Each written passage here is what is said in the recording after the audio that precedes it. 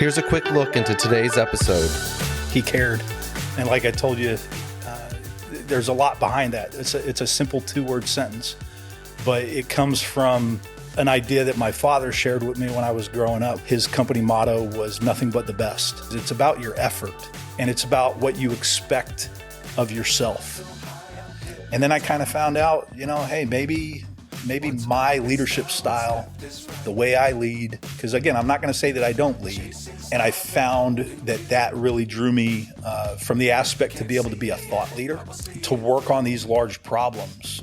I found my passion is in connecting dots. I really work hard to assess things. He told me that one of my skills that he observed was to be very insightful. And he talked to me about different techniques. I saw on your bookshelf, you've got Predictably Irrational up here on your bookshelf. That's one of 5 different books that he recommended I read on to start really thinking about how we think. He used to say, we don't think the way we think we think. And I kept digging that back. And in the reading, I ultimately came into Stoicism as having been the foundation for that. And those 4 virtues, prudence, justice, temperance, and courage. And I put them on my arm as a reminder because to me, I don't think you can break it down any more than that. It forms a compass. Without prudence, you're going to overreact to things. Without justice, you're going to overpunish or over-award things. Without temperance, you're not going to have balance in all the things that you are doing. And without courage, you're not going to have the ability to act on those things. And all 4 of those, in my mind, are the simplest way you could boil it down. And that's what I have, since capturing that, built my values around. But I'll stay on the team aspect first. And I want to absolutely caveat that I didn't really start understanding or thinking about this until I started working with you, to be perfectly honest with you. That was a flaw in my leadership prior. I didn't think about the team I was building. I got the team. When I was made a platoon leader, I had a platoon sergeant. I had squad leaders. I didn't think really hard about what everybody's role in that was. It's not that I didn't understand what a platoon sergeant or squad leaders were supposed to do, but I didn't really think about how they do that, why they do that, and then how do I interact with them, and then what's the best way to put these individuals together so that the platoon is functioning. That's not things that I thought about when I was younger, or even to be perfectly honest with you, a few years ago. It's something that my eyes have opened to, watching you build the team. It started with the first thing that you and I ever worked on, which was the vision. So incremental change is a way to get to transformation. It's not the only way, and sometimes it's not the best way. Transformation in and of itself, we gotta define that word, right? For something to transform means that it becomes something different. The logic of it is different. The philosophy of it is different.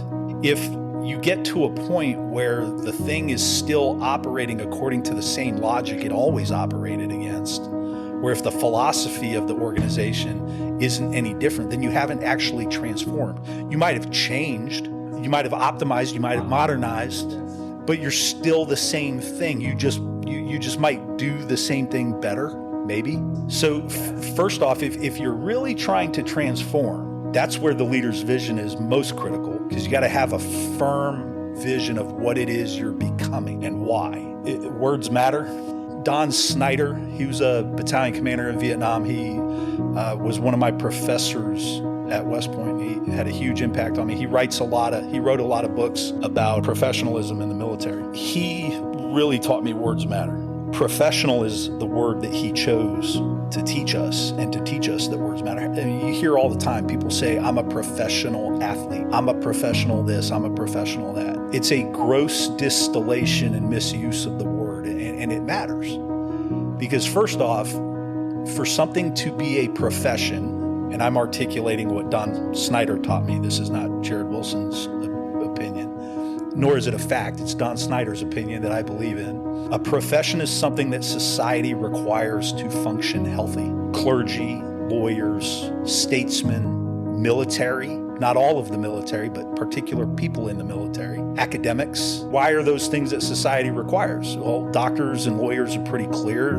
They support the health of the people. They support the enforcement and operation of the legal system. Statesmen are the political leaders of the group.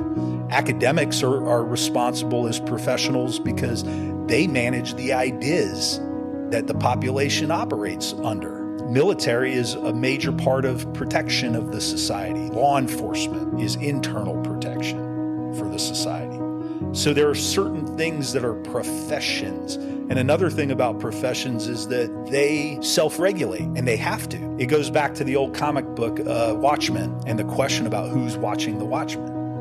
Welcome to another episode of Teach Me to Fish, where our purpose is to help leaders better understand what drives people. In today's world, the core of recruiting and retaining talent revolves around leadership, and not just average leadership, but motivated, values-based, inspirational leadership. Our purpose is to get a little bit better every day. Progress equals small victories and stacking habits. Habits like getting up early, working your butt off, learning something new, being positive, and surrounding yourself with phenomenal people. You know, you and I have been working together now for 2 years, right? And so for 2 years we've been having these kind of conversations every day. They've built over time, and now we're both kind of going in two different directions. Well, you're going in one direction, I'm kind of staying in the same direction. But what I wanted to do is I wanted to codify some of the things that I've learned from you over the last couple of years, some of those ideas, maybe have a few conversations about some things that we're just getting started on, and maybe dabble into those areas, and I wanted to talk about what we've been doing together too, as well. Talk about your story, but talk about what have we been doing together over the last, and share that with some people. I'm trying to share a lot of the things that I've learned over the last few years, 10 years, 20 years or whatever. And mostly it's from people that I've surrounded myself with. And I wanted to share you with as many people that I can. How's that sound? That sounds great. Yeah. Honored and humbled to be having the opportunity to have this conversation with you. I start off with these a lot, like what you hope people think about you. But before we kind of jump into that, right? I've been using the word true believers for a while now, and I say it usually at the end of the episodes and like that. A lot of what we are going to talk about today is going to have to do with true believers and what does that even mean? Without getting into too much of that, right? But what do you think? What's the quickest way to kind of describe what a true believer is? To me, it's somebody that has just fully bought into a vision. Whatever it is that they are pursuing as part of a team, that they have bought into that vision. Yeah. And that they feel it subconsciously in themselves, and it becomes a subconscious driver to everything that they're doing. Yeah. I love that term, and I don't know where it came from, how we started using it for a while, but you kind of know it when you see it, when someone truly believes in what it is you're doing as a team, maybe what it is you're doing as an individual, maybe as a leader. You can tell when we use the term bought in, Conviction. Yeah. I think conviction is a good word to capture it. Yeah. Yeah. True believers. So if that's kind of one of the things that we're going to talk a lot about and get into that, right? If I think that you are one of those true believers, not just in the things that me and you work on together, but in everything that you put your heart and soul towards, what is it that you hope people think when they hear Jared Wilson? Yeah, we talked about it a little bit before kicking off today, so I can say it very succinctly. He cared. And like I told you, there's a lot behind that. It's a simple 2-word sentence, but it comes from an idea that my father shared with me when I was growing up. When my father was a company commander at Fort Carson, his company motto was nothing but the best. It's not nothing but the best in the context of I have the nicest car in the yard, I've got the nicest clothes and all these fancy things. It's about your effort. And it's about what you expect of yourself. And it's about giving the best in everything that you're doing. When I was younger, I kind of overdid it. I was too passionate about things. And I learned that it is possible to care too much sometimes. And that can drive you in a negative direction towards the goal that you're trying to pursue. It causes you to potentially become a hammer against people who don't share the same conviction that you have. It causes you to sometimes put your nose up in the air because you think you know better based on the conviction that you hold. So I had a great mentor when I was a brand new major, about 12 year mark in the Army, who described me that way. He said, hey, you know what? You're a hammer. He said, you tend to get from A to D faster than most people in the room, but then you become a hammer. And you need to learn not to try to beat everybody in submission, but let them kind of get, you see where it's going. Help, but don't hammer to get the others there. Wait, well, if I could describe like the feeling that I get when you're around, because like, I mean, I heard that we would be working together when I was at the pre-command course. You know, your wife was like, hey, I think my husband's going to be working with you. And I was like, all right. I didn't know who you were yet. We hadn't met. And you since the beginning all the way through has been somebody that I think always brings the best out of everybody. You've always brought the best out of me. And what I mean is like you helped me kind of come to a realization. You helped me figure something out. You helped me better communicate something. You helped me better write in written form. You helped me with the way I would say things. Hey, try to say it this way or say it that way, right? But I've watched you do that with everybody on our team, not just me, right? And so you've brought like the best out of everybody without being a hammer, you know, because in these new roles that we have outside the Army, right? You can't always just direct people. You have to help them come to it on their own. So that's why I think, you know, true believer and the conviction and like helping people figure it out for themselves and trusting and inspiring is, you know, a whole nother way to lead, especially when you get a little bit older and you start to get a little bit more senior. Like that's the way we need to be leading, right? Yeah. Instead of compelling people to do what needs to be done, they figure it out on their own. It's their idea. They are now, instead of being compelled, they are committed to the vision, right? Yeah, 100%. And I really like the way you frame that because it touches on some thoughts that I've had, not just over time, but specifically in preparation for this conversation. The thought on leadership that you're reminding me of, and this is my belief, is that despite what we tell ourselves, leadership is not necessarily something that is taught. I'll frame it as the way that I first started thinking about this when I was a high school student applying to go to the military academy. Part of the process is to have to do interviews with prior service academy graduates. And I remember specifically in one of my interviews, the officer that I was speaking with asked me, you know, can leadership be taught? At that time, as a high school student who was applying to the military academy, I was like, absolutely. That's why we go to the military academy. It can be taught. Yep.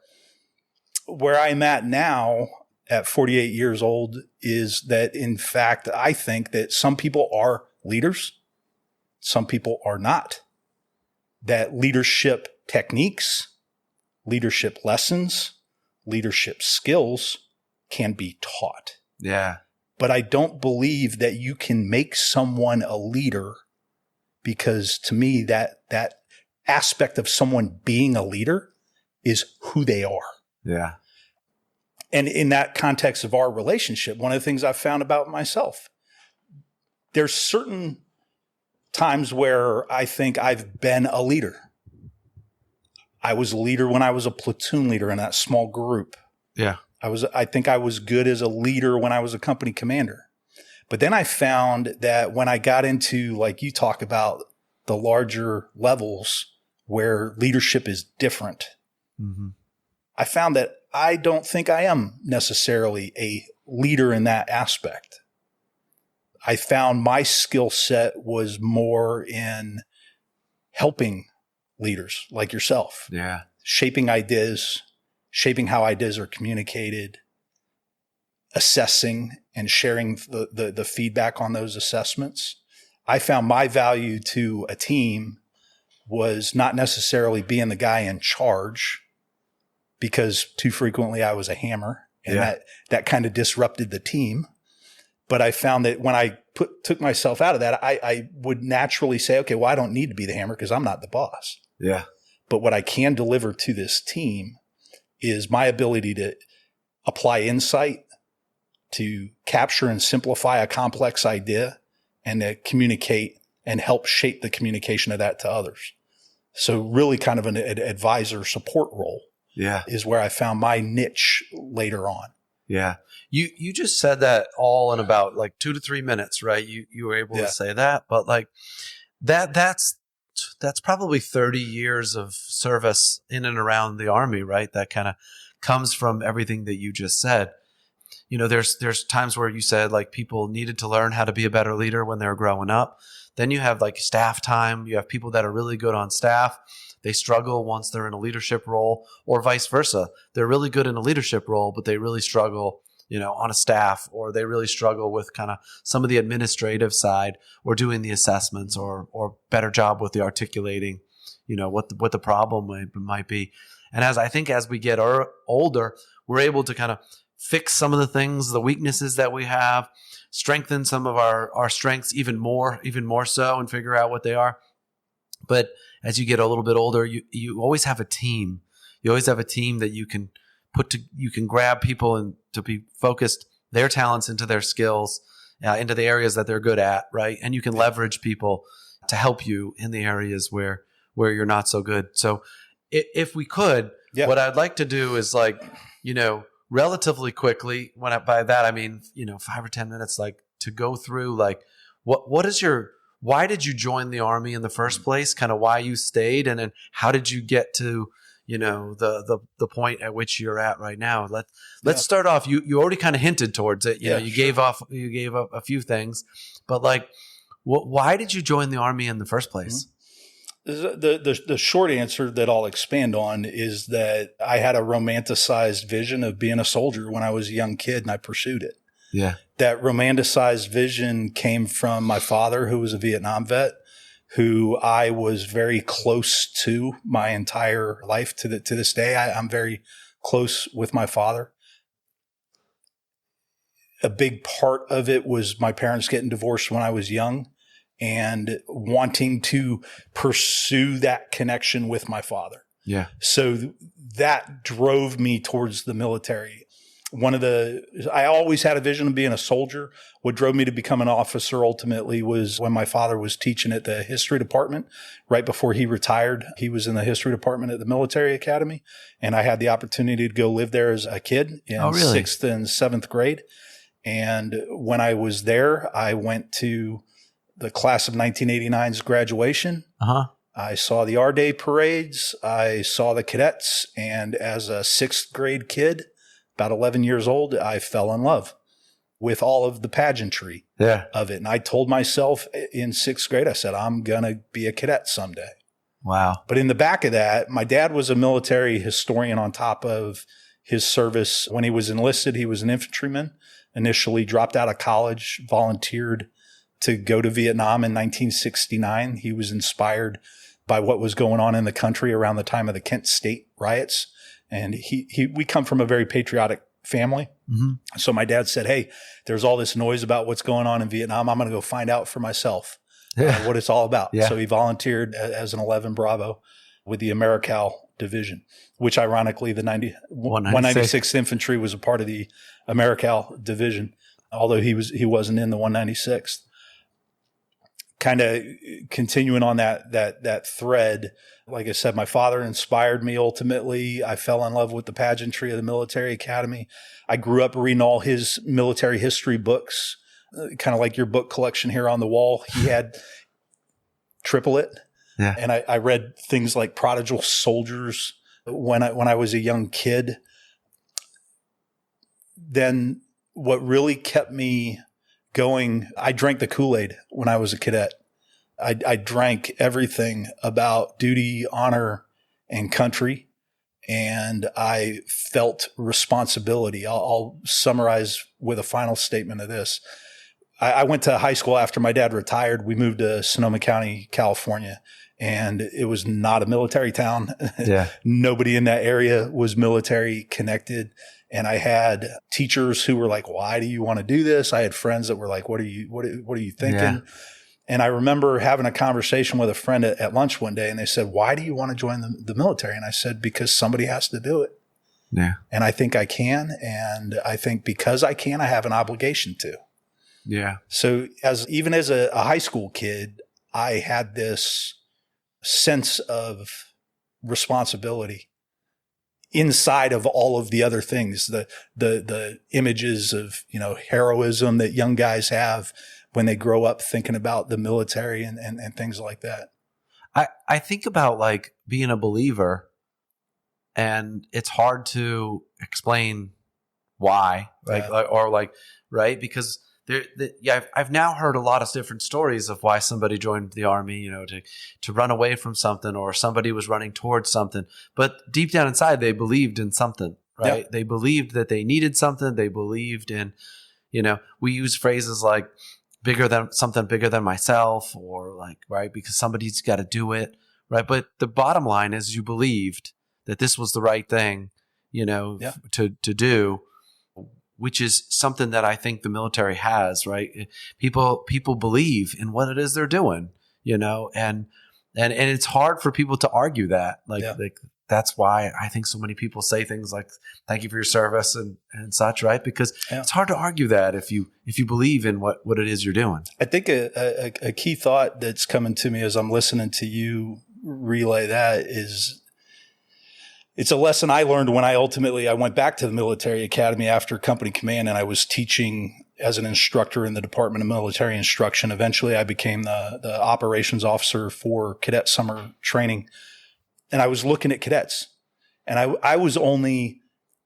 got there in the summer of 2007. Mm-hmm. So I had only graduated 7 years prior, and then showed up having already been company commander, 16 months deployed in Afghanistan, spent 3 years in Korea. So I had all that experience and separation, but I was still young. Yeah. And I was looking at the cadets and thinking of myself when I was a cadet in a lot of ways. Go back to that idea of being too passionate. Yeah. Sometimes I went to the academy to become an infantry officer. That is why I went there. Yeah. I was a rare cadet. Not everybody wanted to go into the infantry. A lot of cadets go to the military academy. A lot of college kids go to any college because that's the next step. Not because they have this passion and this great firm idea of where that's going to take them. After they get their degree, after they commission. Yeah. My own assessment, I could be wrong about this, but I walked away with an interpretation where I called it the 80-20 rule. 80% of the cadets that I observed really had no idea what they were going to be doing after graduation. 20% of them thought they had an idea. Yeah. And in that 20%, you could split it on either end of the 80. 10% were like, I'm going to spend an entire career, a lifetime doing this. 10% were like, I'm getting out at 5 years. Yeah. And I know it. Do you think that's changed a little bit, or do you have any sense that maybe, with this start with why, this explain to me why, where that talk's happening a lot lately? I don't think so. To be honest, I haven't looked hard at this since I was there. Sure. No, but I do watch it with a couple of, my own daughter. She's a student at University of Tennessee. She's enrolled in the nursing and ROTC program there, and I'm watching her kind of figure her life out. Yeah. And I've got a couple other friends, kids that I'm in connection with, and kind of watching them discover where they're going. One that you and I both talked to, he started out, finished a 4-year degree as a Division I athlete, and then just up and decided, hey, I want to go and join the Army. And now he's on track for Ranger Regiment, and doing well. And both are examples, I think, of the 80% that I'm still talking about. Because when I watch my own daughter, she didn't join ROTC until the February of her sophomore year. Yeah. She resisted. She didn't want anything to do with the military. She was there entirely on a nursing scholarship. And then all of a sudden it was like, yeah, okay, I'll do this. Yeah. And now that she's on that path, she's trying to figure out, she thinks she wants to do mother baby. She's thinking maybe I'll go to the ER. She doesn't yet know where she wants to go as a nurse, right? Austin, his initial conversation with me was, should I be an officer or should I go enlisted? I won't rehash that whole conversation, but I just coached him a little bit and he chose his path. But he didn't start the conversation with me by saying, this is what I want to do, and having a firm communicated idea about what he wanted to do. Yeah. When me and Austin talked about that same question, what should I do? Should I join the Ranger Regiment as an enlisted soldier? Should I go in, become an officer?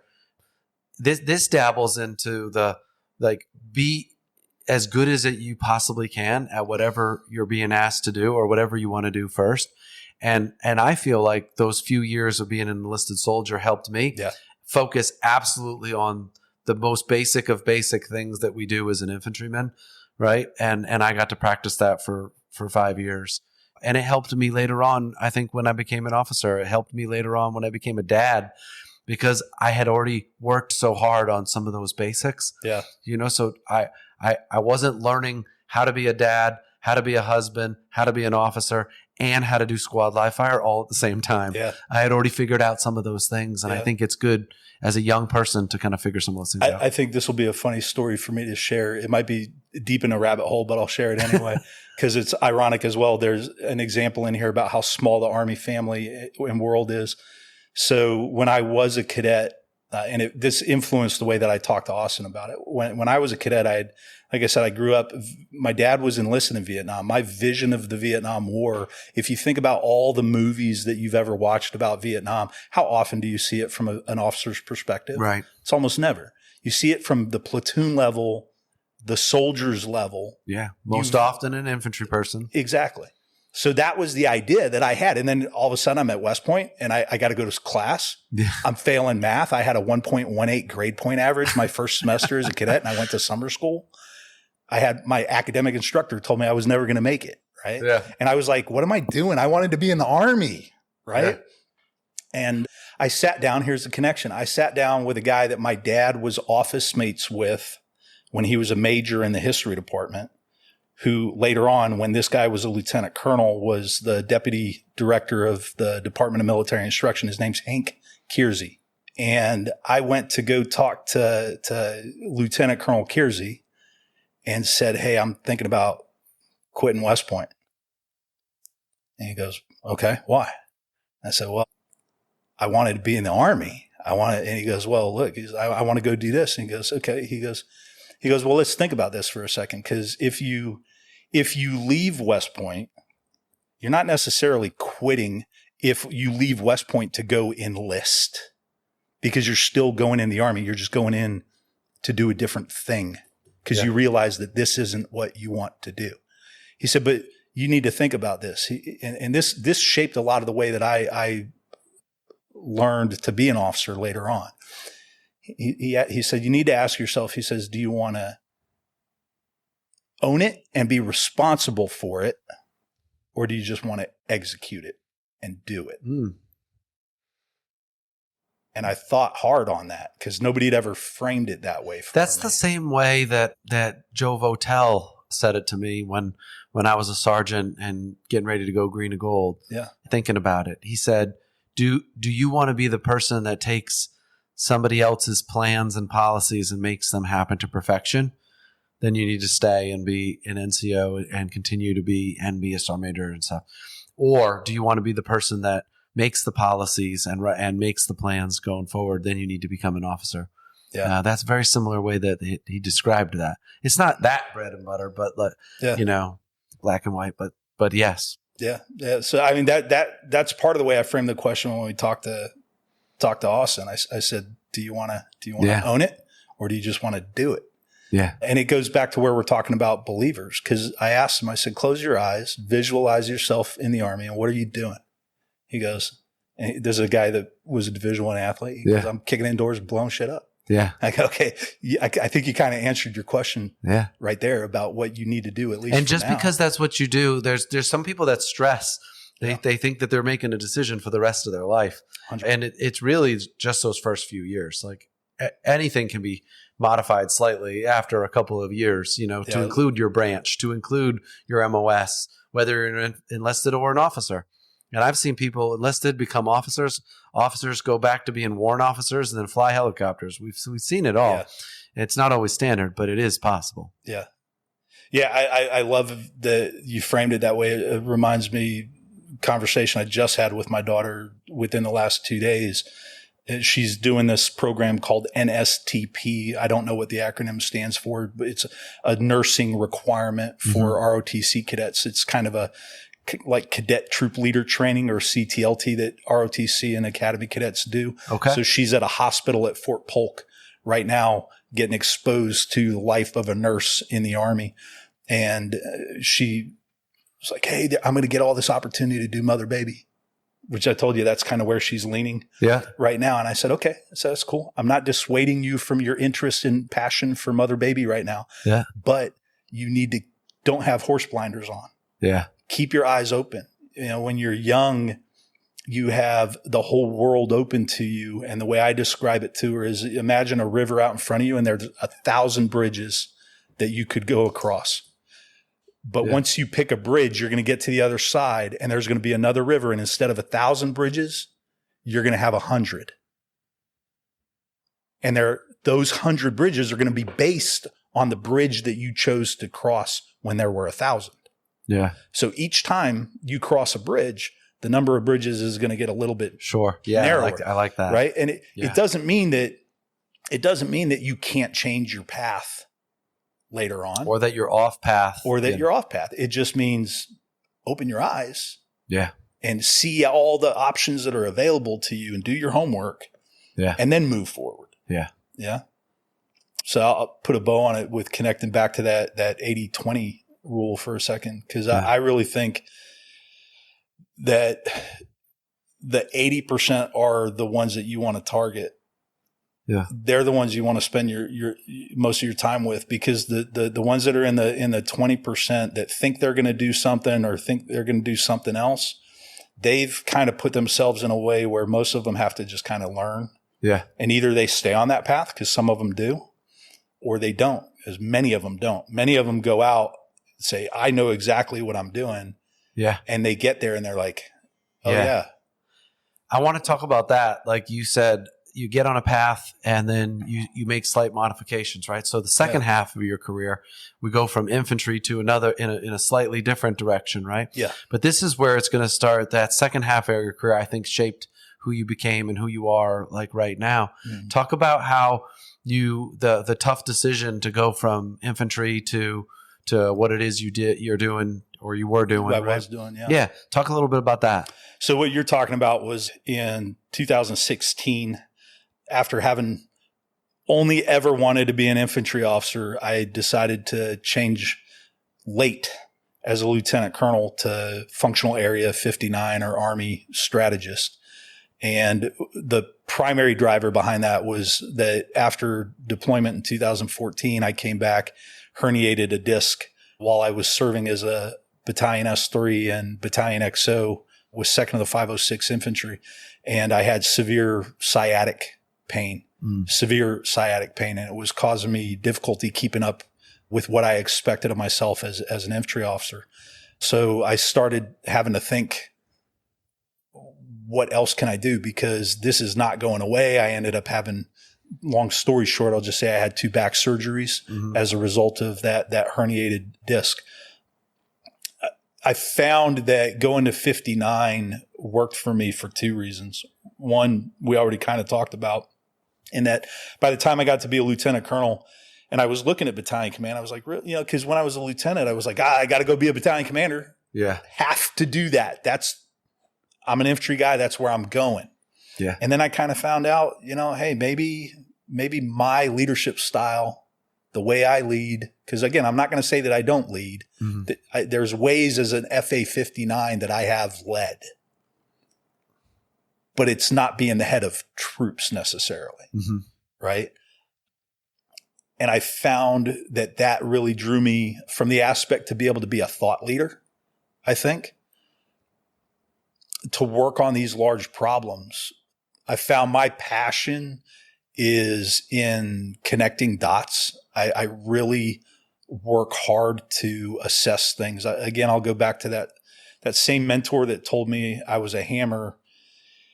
In the way that he described me as getting from A to D faster than others that he was observing, he told me that one of my skills that he observed was to be very insightful. And he talked to me about different techniques. I saw on your bookshelf, you've got Predictably Irrational up here on your bookshelf. That's one of 5 different books that he recommended I read on to start really thinking about how we think. Yeah. And I love the way he phrased this because it's rhythmic. He used to say, we don't think the way we think we think. What that means is that there is a way that we think that we are processing information and understanding things. And the reality is that that's a false understanding. And there's a lot of biology and sociology that goes into how we actually think. Yeah. I think you're starting to dabble into an area we'll get to in a little bit about like how to use the AI, how to think. Yeah. Like when you read the psychology books or the left brain, right brain and thinking slow type of stuff, right? Like when you learn about all those different things, I think it helps you become more comfortable with how you're putting your thoughts out there, how you're putting them on the paper. When you're doing it on a run, or all these are areas where you can be kind of collecting your thoughts and then how to project them, how to put them into and solve a problem, kind of thing. You're doing all of that now, so you're learning how to learn. Yeah, you're learning how to think. Yeah. Well, and I'll share this while it's crystal in my head. There's another lesson, and he taught me a lot of lessons. One of the most impactful mentors I ever had. He is the one who I credit with really teaching me to ask why, which that played a huge role in what I did as an FA-59. And it played a huge role in what I try to do in support of what you're doing at JPMRC and other initiatives. The way that started, we were at a range, a basic 25 meter. We're going to, do a basic 0 range. And he came out to me and I'm wearing helmet, iPro, gloves, body armor. And he goes, "Why are we wearing helmets?" Flabbergasted. Yeah. My immediate response to him was because that's the range SOP and the safety standard, and this is the and da da da da da. He goes, no. He goes, why? Why do we wear helmets? Don't tell me that we're wearing helmets because that's the policy. Yeah. Why is that the policy? Should it be the policy? Can you articulate to me the answer about those 2 questions? And it was impactful to me because it really got me. You and I've talked about this before, the monkey in the cage analogy, right? That's the other piece of how he taught me. He was the one that introduced me to that. Yeah. He introduced me. I think I might be wrong on this. You'll hopefully be able to correct me with your regiment background. I think it comes from Tex Turner, but the 16 steps to make a cup of coffee, right? If the Army were to put together TO&E about how to produce a cup of coffee, there would be 16 steps. And if you didn't do all 16 steps perfectly and in sequence, you're a failure. You're a no-go. No EIB for you. Yeah. Right? But in reality, there's only a couple fundamental things that actually have to happen for you to produce a cup of coffee that someone will drink. You have to heat up water.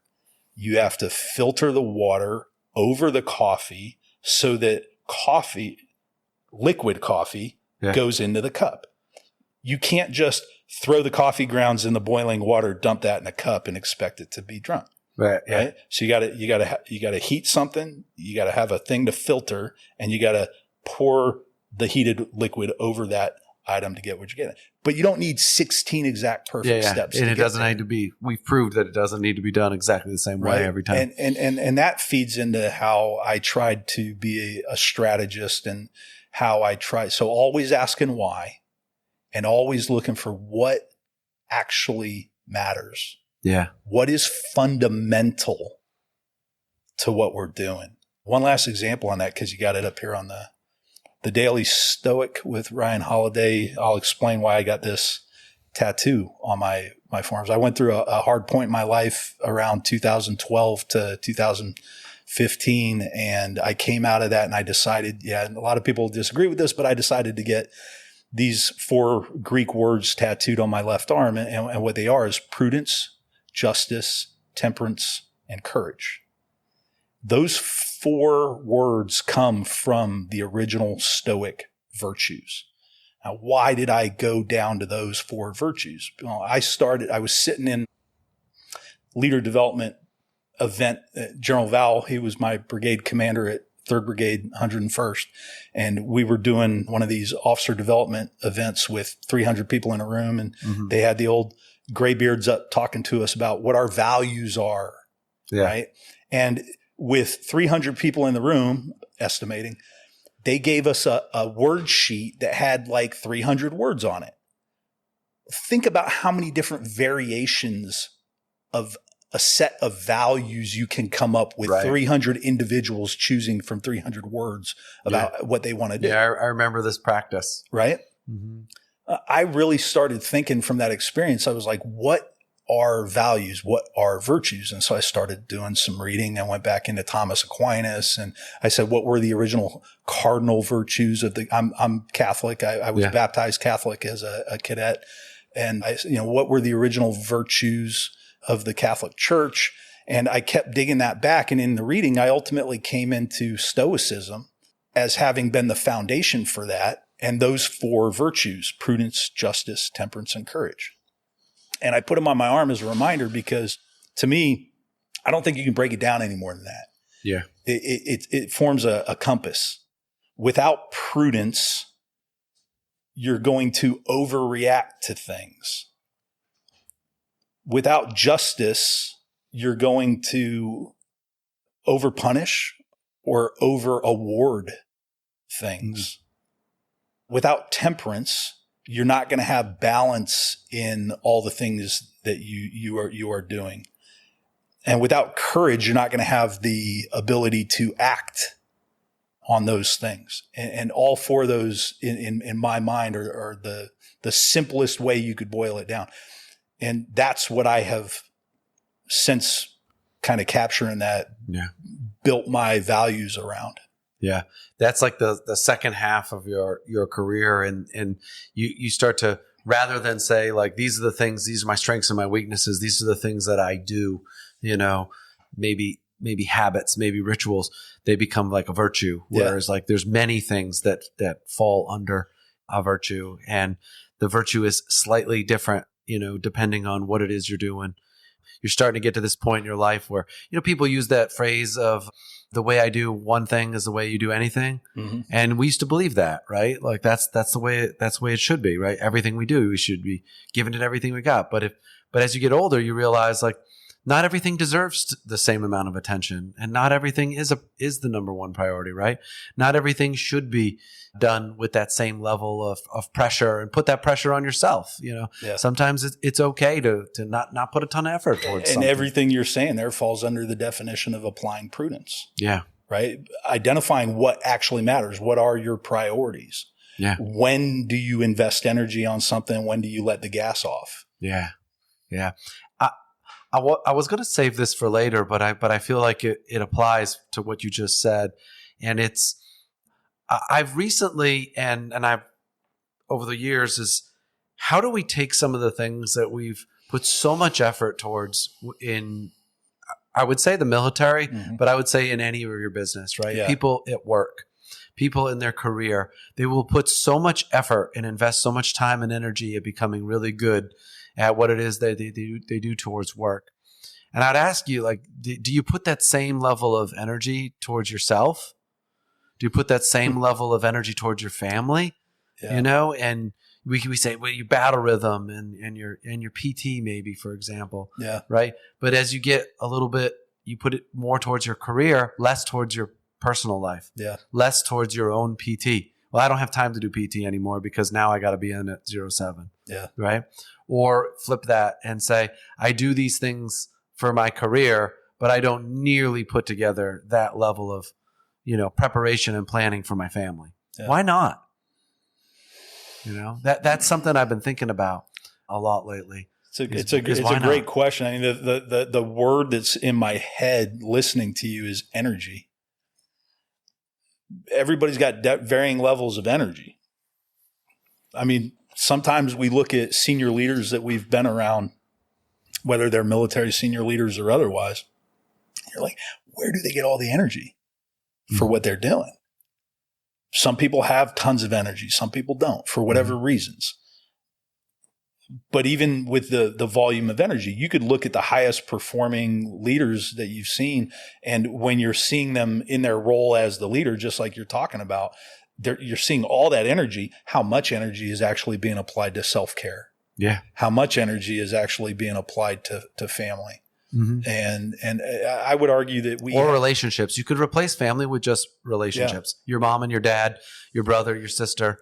Right? Are you putting the same amount of energy towards those people, those relationships, as you are the relationship that you have in your career right this minute? Yeah. At 12:30 in the afternoon, you know? So I'm not going to say exactly what the project I'm working on is, because I don't know if I'm actually going to put it out in the public in the future, but I was telling you about a project that I'm working on. I was working on it yesterday. The idea that meshes between that project and where we're at with this conversation is that is the word muddy. Yeah. We go back to how I said we don't think the way we think we think. We tend to think that everything is nice, neat, and clean. And we don't ever truly appreciate how muddy reality is for everybody, for pretty much everything. There is nothing that is perfect and clean in how it happens or how it becomes or anything like that. There is mud in the process. Yeah. So like, I think what we're doing right now is we're about to get into like a lot of the, what does it take to build a team of believers, like a group of people that like truly believe in what the vision and the purpose and the mission. And as we go through that, I'd love for you to talk about like how that applies to something maybe you learned years ago versus things that maybe we've been doing together kind of one-on-one, the things that we've been doing together as a team here over the last like 2 years and any one of those areas. What's the first thing that kind of comes to your mind? You put them together. I know you did. You shared it with me, right? You put together like a paper and you're like, these are the things that when it comes to kind of building a team of true believers and kind of why that's what we think. Yeah. So the two, thoughts that I shared with you before the discussion today was about transformation, one, and the second was really just about building a team and to your point, building a team of true believers. The core, and those two things play off of each other, but I'll stay on the team aspect first. And I want to absolutely caveat that I didn't really start understanding or thinking about this until I started working with you. To be perfectly honest with you, that was a flaw in my leadership prior. I didn't think about the team I was building. I got the team, right? When I was made a platoon leader, I had a platoon sergeant. Yeah. I had squad leaders. I didn't think really hard about what everybody's role in that was. It's not that I didn't understand what a platoon sergeant or squad leaders were supposed to do, right? But I didn't really think about how they do that, why they do that. Right. And then how do I interact with them? And then what's the best way to put these individuals together so that the platoon is functioning? Right. That's not things that I thought about when I was younger, or even to be perfectly honest with you, a few years ago. It's something that my eyes have opened to watching you build the team at JPMRC. Mm. Started with the first thing that you and I ever worked on, which was the vision for JPMRC. Right? Yeah. What is this thing? Yeah. You spent probably your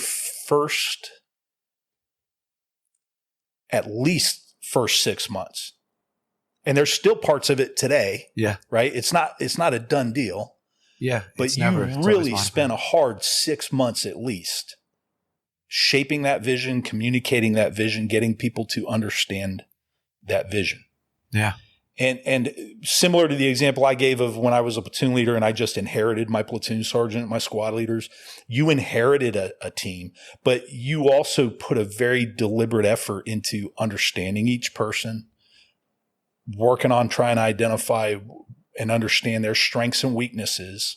And even though formally, hey, I was assigned this person who's in this role. Yeah.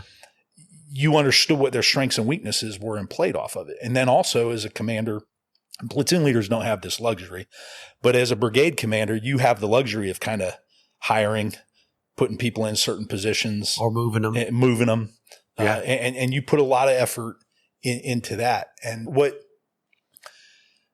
what came out in that product I shared to you about this yesterday was just that thought. But then I had to do this, and I'll share this, and we can talk more about it later on when we get into AI use. But one of the things that I've been learning about using the AI is to pressure test anything you're producing in it. Yeah. And what I mean by pressure test it, it's actually a term that the AI taught me, because it said, I'm going to pressure test this for you. I was like, what do you mean pressure test?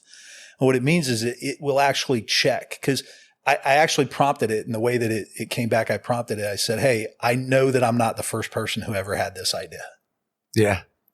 So I want you to check, see who else had this idea. Poke some holes in it. And how did they fail? And come back in and help shape it. What, am I saying it different? Is there anything new that I'm adding to this? Yeah. What's worthwhile. Now, fortunately, on this example that we're talking about, I didn't really need the AI to pressure test it for me, because I've already done some reading on it on my own. And the book I referenced to you in it was Rocket Fuel. And in the book Rocket Fuel, it's a business management book talking about how to lead in business. And it talks about making sure that you're identifying the people who believe in what you're doing, getting the right people, and then putting those people in the right position for the things that the team needs to be able to do based on their talents. Yeah. Right. So when I first started reading, like I didn't read a ton those first few years, kind of growing up as an officer. But recently what I have found is I thought it was about, you had to read the whole book from front to back. You had to be able to recite. You had to be able to quote it. You had to know it perfectly, right? Yeah, in that one. And then you had to kind of do the book report, like the LPDs that we were all a part of, right? And that. But what I think now is that if you've read 50 leadership books, right? Yeah. It's not the ability to quote all 50 of them. It's what is the common 3 or 4 things in all 50 of them, right? Yeah. Whether it's an autobiography or it's just a standard leadership book, right? If it's a business book, what are the common things that 50 business books all say? Yeah. Right. And how does that apply to what it is you're doing right now? If it's a fitness book, right? Born to Run or something like that, or high energy, whatever it might be, a motivation books. Like, what is the common thing about all 50 of them? Right. Because I've heard people say, I've read 5 motivation books, so I don't need to read. I've read 6 self-help books, so I don't need to read any more self-help books. But what are the common things? Yeah. Right. Amongst all of them that forever will stand the test of time, and how do you modify them slightly, like range, right? Yeah. Like to where, how do you modify that slightly depending on the audience, or depending on the mission, or depending on what product you're trying to kind of sell right now, or problem you're trying to solve right now. And so they they modify. So as we look at it, building this team, right, I think there was people that we had, but we had immediately start thinking about like, where are we missing? What do we need help with? What do we need help in these areas? Yeah. I don't know if I'm going exactly where your thought is going, but what you're making me think of again is insight. When you're reading books, you don't need to read them cover to cover. I used to, when I was younger, I thought the same thing, and over time was disabused of that notion. And what I found was that the biggest value of any book I've ever read was what insight did that book impart to me. Couple examples. Prodigal Soldiers is one that you and I've talked about before. That was an impactful book to me because of the insight that it shared about what it takes to truly change or transform an organization. Prodigal Soldiers, for those that don't know, quick summary on it is it's about the Vietnam era generation of officers that eventually became the senior leaders of all branches of service. And it led to the things that they did institutionally and organizationally to produce the army that ultimately deployed for the first Gulf War in Desert Storm. Yeah. Right. It created joint doctrine. It created the combat training centers across not just the Army combat training centers, but it led to the establishment of things like Red Flag and Top Gun and all these different things so that we could, what the Vietnam era generation came away with was we need to have realistic training. I know there's not a book about it, right? I'm putting you on the spot and I'm saying, what's the prodigal soldier of today? Like who are the leaders that we have right now, right? That grew up in, we all hear it, like the GWAT era, right? Yeah. And all of us senior leaders grew up in that era. And are we pushing our force or our people, in a certain direction because that's the way we were raised and that's what so what's the prodigal soldier kind of thesis of today? So I'll give you a cynical response, to be honest, and hopefully a listener out there will have a better, more positive response to me is I haven't found one yet. Yeah. Not as a book, but as a thesis. Yeah. So the reason that my response to this is cynical is because pretty much everything that I've read is too close to its time. Most of the books that have come out about our conflict have been written almost immediately after the person experienced it or while we've been in it. We haven't had the time yet to really sit back and look at it with the lens of history and the distance that gives you to really think about it and come away with it. Most of the books that are out there are finite, That's a great point. I'm trying to think of a couple examples. I don't want to. Well, an example would be. I don't want to slander anybody's work that they put in, but most of these things are written about. Hey, I was a platoon leader, or I was a company commander, and this is my experience. And they wrote it within like a year, 2 years of the experience. That's great. I read Phil Caputo when I was a cadet, talking about his time as an infantry Marine in Vietnam. Yeah. Right. But, and there's value in those books, but the work of Prodigal Soldiers was a work that was done after the Gulf War, talking about the Vietnam conflict and how that led to that point in time. Right. So they were putting a historical lens and having the depth and distance from the problem to really be able to think about it. Yeah. And we don't have anything like that yet. Yeah, we don't. And you're right. It's still so fresh in a lot of everybody, like leaving Afghanistan is still fresh in a lot of people's heads right now. And they're not sure how they want to handle it, how they want to deal with it. Right. Yeah. Because a lot of people put a lot of time into both those conflicts. And now we've got a couple of new conflicts up. It's amazing. Not too many episodes before, Mike Klepper talked about we were in this interwar period, right? And we were focusing a lot on leadership development in the interwar period. But like some people would say we're back at it, again, I totally especially the agree with people that are deployed right now, right? They're going to say it's not interwar to them. They feel like they're in it. I totally agree with that. Interwar, it goes back to the comment I made about things being muddy. When we study history, we wave top it.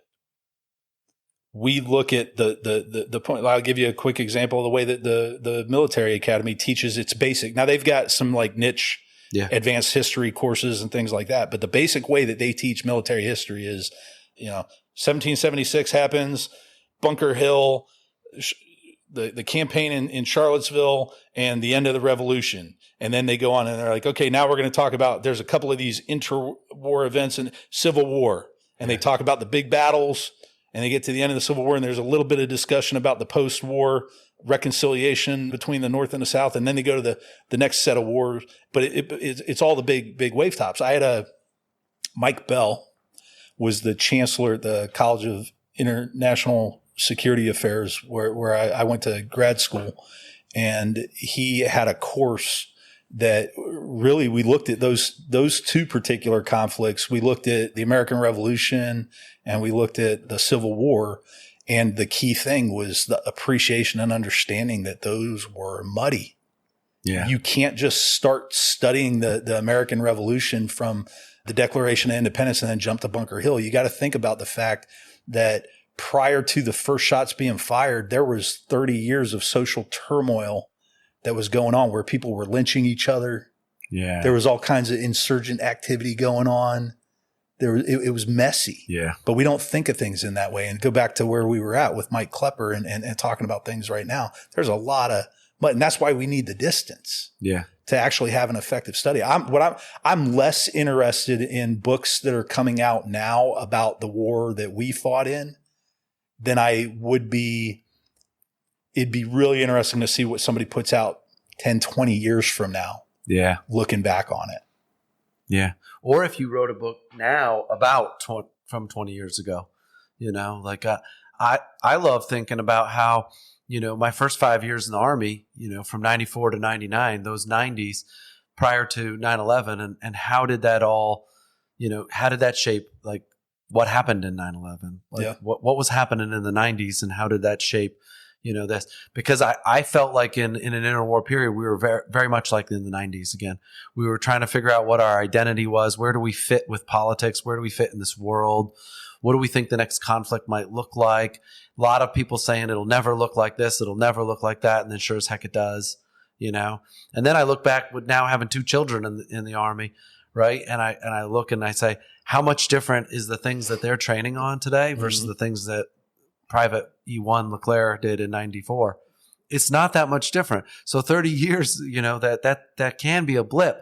As much as we think that things are changing fundamentally, we are still training on some of the same basic principles, going forward. So it hasn't changed that much. No, because the fundamentals, I think this is apropos to where we're going to go with some of the transformation at JPMRC and the modern military. But the fundamental nature of shoot, move, and communicate hasn't changed. Yeah. And it's not going to for a long time. I mean, sure, there's a lot of change that's going on with the modern battlefield in the context of drones and all this. But when you look at that, the fundamentals of shoot, move, communicate, fire, and maneuver are still there. Yeah. Amen. And, some of the things that we grew up on, it wasn't a big deal until it was a big deal. And, IEDs wasn't a big deal in the 90s. And then it was in the early, 2000s. It was a big deal. Yeah. Like a lot of people were getting wounded from something like that. And if you look at it now, and as much as we think it's all drone, I mean, just look at the vehicle that most people are riding around in. An anti-personnel mine can do a lot of damage to an ISV. Can. And we could be right back to, and we should be. How do you deal with something like that? You get out of the vehicle, you improve your formation, you make sure that you're not going to get hit by an IED or something like that. Absolutely. So call me crazy, but like, That's not that far of a stretch to think that is a very likely thing that you're going to be having to deal with. No, all of those things are. So it's ironic the way you talk about the IED reminded me of I had a visceral reaction to it when I was a company commander before deploying to Afghanistan. I grew up as a lieutenant for 3 years in Korea, and in Korea in 2000 to 2003 timeframe, we were training the same way that they had in the 90s, the 80s. I would argue all the way back to the 70s. The concept of the IED was not new. We still called them landmines. Yeah. When you went to drive through a valley in Korea, you had to do what we called the defile drill. Yeah. You had to get your vehicles up onto the high ground. You had to spread out. You had to have dismounts or engineers clear a route to make sure that you weren't going to run into a mine on the ground. And when I had the visceral reaction I had when I was a company commander was having grown up that way. Right before we deployed, we had this team of civilian contractors come to explain to us the epiphany of the IED. Yeah. And I was like, this isn't new. No, it's not new. We're using different words, but it won't be new when it comes back. It's not new. And it's going to come back. Yeah. It'll come back because it's so cheap and it's so easy to learn how to do. And the effects of it are so devastating. It's so easy to get somebody trained up on it, on how to do it and get us to kind of be lackadaisical, and get complacent and fall right back into something like that. I want to get off of this one a little bit. Not because I don't think it's important, but because there's a couple things that I really want to talk about here. And it's both building the teams from a, recruiting and retention and hiring people for the right talent to incremental steps along the way to building a team. And I want to apply it to not just what we've been doing together for the last 2 years, but how can somebody in whatever level of team that they're out there building kind of have some ownership and have some kind of influence on how they build that team and how they shape that team. Start back with how you pick that team and how you're looking for people and how you're recruiting people that are true believers, that really believe in what it is you're doing and the value of having those kind of people over just taking whoever you get kind of going forward. Yeah. Well, I'm pausing as I'm thinking about this because in the military context, a lot of times you don't get to do what I think you need to do in order to build your team, at least in the context of the way that we're framing this right now, because you inherit the team 9 times out of 10.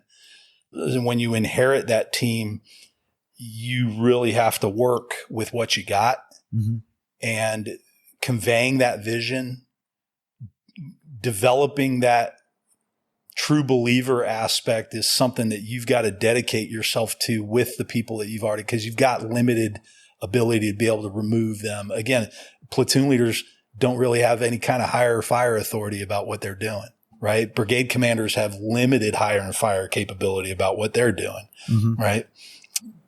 I think though assessment and selection, organizations like the Ranger Regiment or organizations in the SOF community, they apply that assessment and selection. And part of what they're doing is looking for the people that not only are capable of doing what is required in those organizations, but do they believe in it? Yeah. Right. And are they going to be a believer when they come over to this? Yeah. In the civilian sector, and I've only been retired for about 3 years now. I've only worked for 2 different companies. So I've seen it a little bit. And what I've seen is the importance of that recruitment process and a well-prepared interview process. You really got to know what questions you're going to be asking people. Let me go into what I think as far as, where you have a say at some of the lower levels. At some of the lowest levels where you think you might not have a chance to pick who your squad leaders are, but like if you're a platoon leader, I think you absolutely get to pick who's going to air assault school, who's going to airborne school, and who's going to ranger school, who's going to sapper school. That's a great insight. Right? You're absolutely I think right. if you're a platoon leader or a company commander, you absolutely get to go out there and pick the future officers of the Army. Yeah. You're the one influencing who's going to go green to gold, who's going to go to ROTC, who's going to go to OCS, who's going to go to the service academy. Yeah. Because those are privates, Yeah. you know? Yeah. Those are, the people going off to Ranger School, those are E4s and E5s, you know? And in a lot of cases, those become lieutenants. Yeah. Right. And so if you're a captain right now and you do become a battalion commander, you have the ability for a lot of your lieutenants to be some of those privates that were in your unit or in the platoon on the left and right of you, or they become somebody else's lieutenant. Right. Yeah. Which is why we start to have this kind of this insurgency. Right. Mhm. You know, there's our legal officer right now was a sergeant when I was a first lieutenant. Right. I was the company XO and Keenan Daniels was a sergeant. Yeah. Now he's our lawyer at JPMRC. I could start rattling off the amount of people. Yeah. And that was the same way. Right. Yeah. When I was a sergeant, every one of those platoon leaders and our company commander moved on. You know, those were all general officers. So right now, the CG of the 11th Airborne Division was John Cogbill was my platoon leader when I was a sergeant.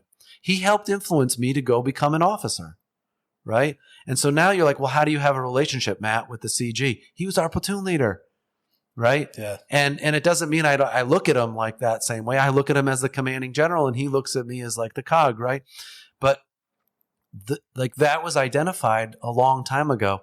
You do have an ability to recruit and retain and influence. You're planting these seeds for these trees that you might not sit under, but that somebody else is going to if you're looking at it at your level. Yeah, I love how you're framing that. It reminds me because it making me kick myself about the way I talked about it just a few minutes ago. Because conversation I had with a young man, it occurred on LinkedIn. He had made a post on LinkedIn talking about how he was going to get out of the Army because he didn't feel that as a lieutenant he had any of the authority that he thought he should have.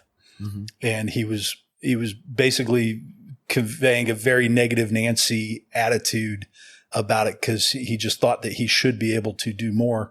And the conversation I had with him offline on a separate platform was, you got to realize what actual influence and authorities you do have as a lieutenant or as a junior officer and make that impact. Yeah. You're not going to have the impact that your commander is going to have because you don't have authority over policy and regulation and exactly what your mission is going to be. Yeah. But you highlighted there's tons of leadership influence that you can have. I remember General Conville, when we were in Afghanistan, he gave a lecture to West Point cadets, and we used a very simple slide. And maybe this is something we could talk about later on about communication and how we use graphics in communication. But the very simple slide that he had was two slides, actually. One slide was 3 simple bullets. It said morally straight, physically fit, and willing to learn. Expectations of a lieutenant. Mm-hmm. And the second slide was, it was about the line between being bold and stupid.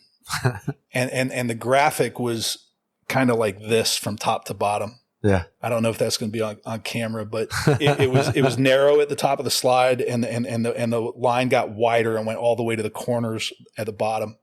And at the top where the line was the narrowest, it had like 4 stars and a CW5 and a sergeant major rank. Yeah. And at the bottom where the line was wide, it had a second lieutenant bar and an E4 bar, an E5 bar, right? And the point of it was that the line between bold and stupid is really, really wide when you're young. Yeah.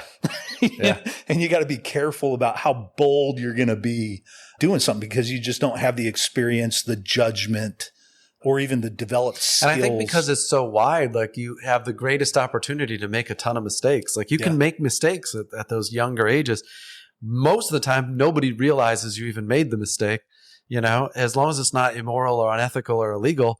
Like most people, you might know, but most people didn't even realize you made that mistake. Yeah. But you did. it's as you get a little bit older, the opportunity to make mistakes probably gets less, or the effect of a mistake becomes a bigger deal, right? Because it affects hundreds of people. As you get older. That I think is a good way for us to bridge in a conversation on transformation. Another thing that I learned from McConville was, and you and I have talked about this because it goes into how we talked about messaging, and it was being able to identify the key things that actually need the leader's attention to change in order to get where we were going. There were two different ways that we articulated that.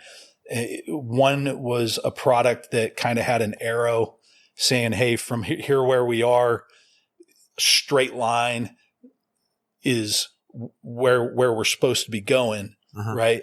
And then kind of a dotted line slanting off of that in the right direction said, this is where we could go if we're not careful. Yeah. Right. And it literally had the visual of success at the top of the straight line arrow and a nuclear explosion over on the other arrow saying this is what we want to avoid. Yeah. So we would frame it, what do we want to do and what do we have to avoid? Yeah. Right. And in developing and identifying what we want to do, I learned from him that you really got to concentrate, again, kind of going back to that other mentor I've mentioned as well, that you've got to think about what are the fundamental things that actually matter to get where we're going. Yeah, that's where the vision and a purpose are critical, right? So the vision is pointing you in. And we learned this from a ton of people. Like Jamie Gerard's the leader's ultimate responsibility is to clearly communicate what's the vision of the organization. And if you put them in that, people are going to go left, they're going to go right, they're going to make mistakes, they're going to try things. It's going to help us constantly refine. Is the vision right? Is the vision right? Are we going in the right direction? Is the purpose, are we articulating the purpose of our organization correctly? If everybody's doing something or trying things and they are off the path or off of the purpose or off of the vision, then I say you're not communicating the vision right. Yeah. They don't understand the vision, right? Or they don't want to be a part of the vision. If everybody's doing something on this side, on the right side of that arrow that you talked about, right? Why is it that they all want to do it? Because that's what they believe the purpose is. Right. That is their vision, right? And I'll probably, maybe I'll throw out an example of that. And it's like, there is so much effort being put towards either a technology, the new use of a drone, or the new use of some form of technology right now, right? So everybody thinks that that's what everybody wants. And so they're putting all their energy towards it. They're putting tons of energy towards it so that people will see them. They believe that that is the vision. They believe that that is the purpose. And they're putting their energy towards it, right? Mm-hmm. But we use things like being brilliant in the basics. That's not the basics. No. That is off of the basics line. That is advanced. That is very specialized for a very small amount of folks. It's right now, it's the new hotness. Yeah. Right. And maybe in the future it really sticks, but at least right now it's really nothing more than the new hotness. Yeah. And I think one of the two thoughts that are coming to my mind when you're talking about this is, as far as the true believers and when you have people that tend to operate outside of the belief, there's a non-nefarious way that you can think about it as you articulated that just says they don't get it. Yeah. And I need to work on making sure that they get it. But then you also have to be careful of the people who, like you kind of alluded to, that's their vision. Yeah, that's their vision. And they don't share your vision. They're never going to share your vision because they have their vision. They have theirs. And they're pursuing their vision over the vision that the team is working towards. Or the commander's working towards. Or that the commander's working towards. They have their own vision. You used a phrase in that paper, and I just want to get the idea, maybe not the phrase perfectly, but you said something like, you can't talk people into the vision. Mm-hmm. You can't talk them into the belief. Yeah. They have to believe it. Yeah. They have to be inspired. The difference between inspiration and motivation. Yeah. You can motivate people to following your vision, right? Because motivation is either there's a punishment or a reward. right? Yeah. But in inspiration, they want to be a part of it. Yeah. They want to go in that direction, right? Yeah. Well, for me, where that idea came from was our experience in Afghanistan, actually. Watching what we were doing with the Afghans.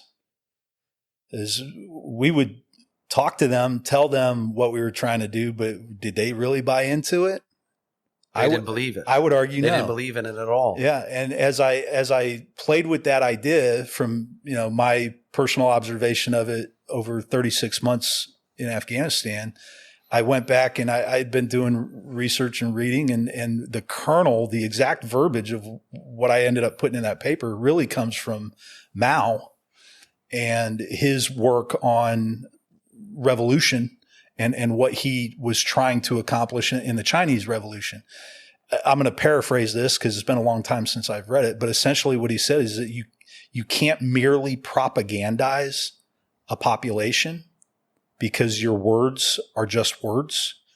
You have to inspire in the people a regular movement. It has to come from them.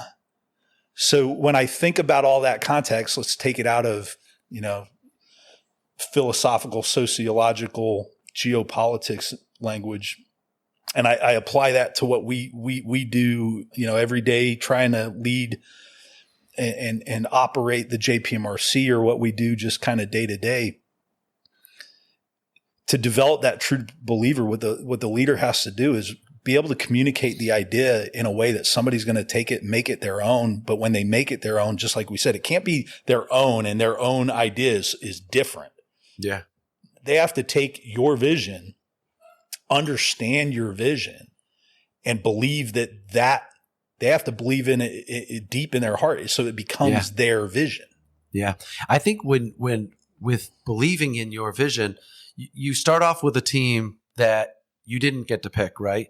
But you do get to bring in, especially if you're a little bit senior, like you get to bring in a few people, or you get to pick from the group of people that you have, like an inner team around you that are going to be your advocates for your vision, right? Yeah. For the things that you believe in. They are also believers. They will find their way to you. Someone will come to you and say, I really believe in what we're doing, let's say in this area, right? I want to be a part of that. Yeah. An example of that was, as a battalion commander, I had people come to me and say, I really believe that social media is a way to communicate to the soldiers. Yeah. I want to be a part of it and I want to lead it. Yeah. That's a believer. Yeah.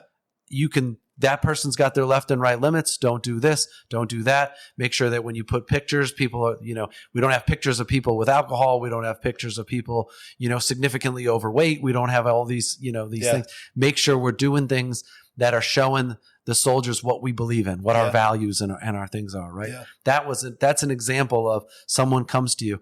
Now you do it at this level. People are going to say, I want to be a part of JPMRC. They're going to find their way to you. Yeah. I believe in what it is you guys are doing. I want to be a part of it, right? That's how you recruit true believers to be a part of your team. Yeah.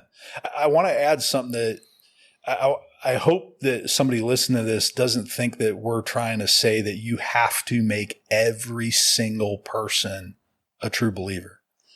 I think it really matters when you're dealing with a small team. Like if I think, like I said, when I retired, one of the first companies I worked for was a small startup. As a small startup company, everybody needed to be a true believer in what we were doing, because that team was so small that if we had one person who wasn't on board with it, it would have disrupted the entire team. Yep. But when you're talking about a large organization, especially one with large bureaucracy, really you need the people that are in the key positions. Amen. That guide the ship. Amen. You need them to be your true believers. Yeah. Right? I don't need the pack clerk down in the S4 shop to necessarily be the true believer in my vision here. Amen. I'm reading Unreasonable Hospitality right now. I already listened to it. Now I'm reading the field guide, and it's a book about the restaurant business and how do you make the restaurant business and the hospitality, and how you do things for perfection. But if you can make the mental leap from doing these things at restaurants, right, at the larger level, and you can do those in whatever type of company or business that you have and building the culture. He talks about bringing people onto your team. If you can't see that person being the number one person on your team, at some point, you don't bring them on, right? You're not just bringing them on because you think they have a little bit of, the true believer. When you're talking at the small level, right? Yeah. When you're talking at the small level, Yeah. when you're growing an organization, you're going past the small, in the small. Does this person have the ability to run the organization or to be the number one, your number one? I don't know if you bring them on yet. Yeah. If the answer is no to a small organization. Yeah. When the organization starts to grow, when we start to get into the hundreds to 200s, and you can start bringing people on by the 50s, right? I think the greatest risk is taking whoever you'll get. That's the huge, because now you have cultural risk, and you have the risk of, if you just bring on whoever wants to come, or whoever they'll give you, you run a huge risk of getting into those people that are not believers. They don't believe in the purpose. They don't believe in the vision. They're just here to kind of, for a 9-to-5 type of job. That's the fastest way to kind of get yourself, the organization, in trouble. And I think that it starts to lose what makes it special. Yeah, no, I agree with that. Rocket Fuel talks about that quite a bit in terms of the impact it can have on the culture of the organization and the team when you got somebody that doesn't believe. Whether it's in the context of the way I'm thinking about what I read in Rocket Fuel, it's not just about, do I believe in the mission? It's, do I believe in the culture? Yeah. Right? Like, if I want a culture where people are morally straight, is that person morally straight? 'Cause you talked about this the other day, that in a team of high performers expect high performance. And when they see somebody that's not high performing and they're getting away with it, it detracts from their ability to believe in the team.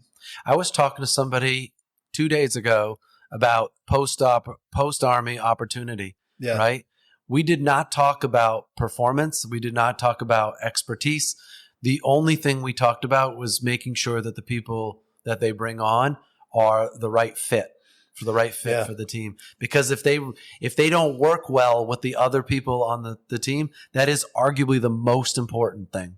It's more important than your resume, and it's more important than the skills that you bring to the team. Was, how do you fit in with the rest of the team? It was the only thing we talked about. So I'm working on another project, and I hope I'm going to be able to convey this concisely and in the way that that I think it relates to what we're talking about. So project I'm working on is about the dynamic of power, ideology, and legitimacy. And those are really big concepts. So again, I'm going to try to bring it into context where I think it matters. So in my view, those three things are the core of any group of people. If I have one, I apologize if I'm going to use some flowery language for a second, but this is the way I always say it, so I don't know any other way to say it. If I have one asshole on an island with a volleyball named Wilson, there's three things that person has to do in order to survive. They have to be able to make a plan about what they're going to do. Call that leadership, right? They have to be able to lead themselves. They have to be able to protect themselves, because the environment alone, let alone any other predators, are just trying to kill them. Yeah. And then they have to be able to produce for themselves. They got to be able to produce food. They've got to be able to produce shelter, all of that stuff, right? Well, when you're one person all by yourself, all the power is with you. All of the ideas about what needs to be done, how does the world work? How should the world work? What power do I have, and how am I using that power? All of that comes from you. And as long as you utilize the power that you have to do those three things of lead yourself, produce, and protect yourself, as long as you do that in accordance with the way that you think you should, then legitimacy goes to you. Yeah. Right? Now, when you put two people together, you have to figure out who has what power. And with that power, what responsibility do you have? Yeah. Right? And all that's going to be based on your idea about how to do things, how the world works, how should it be working, and what's the right thing to do. Yeah. And then as long as the two individuals interact with each other according to that shared idea, they're going to believe each other to be legitimate. The opposite of being legitimate is to be a hypocrite. If I start to behave outside of that shared understanding, I am now a hypocrite. Right? Yeah. So where it applies in our context of building a simple team, my argument to you is that this matters in any grouping. Yeah. Your family has a dynamic of power ideology. Every family has a dynamic of it. What's the responsibility of the husband? What's the responsibility of the wife? What are the responsibilities of the kids? What powers do they have? I think a phrase that you can use for powers and authorities is decision authority. Yeah. Because I think it fits in both families. I think it fits in a lot of business. It's like, who is authorized to make what decisions? Mm-hmm. Like that describes what your roles and responsibilities are, right? For each of the level. Yeah. Because if you get the decision authority, who's authorized to do it? Now we can get into, well, what information do they need in order to make those decisions? Yeah.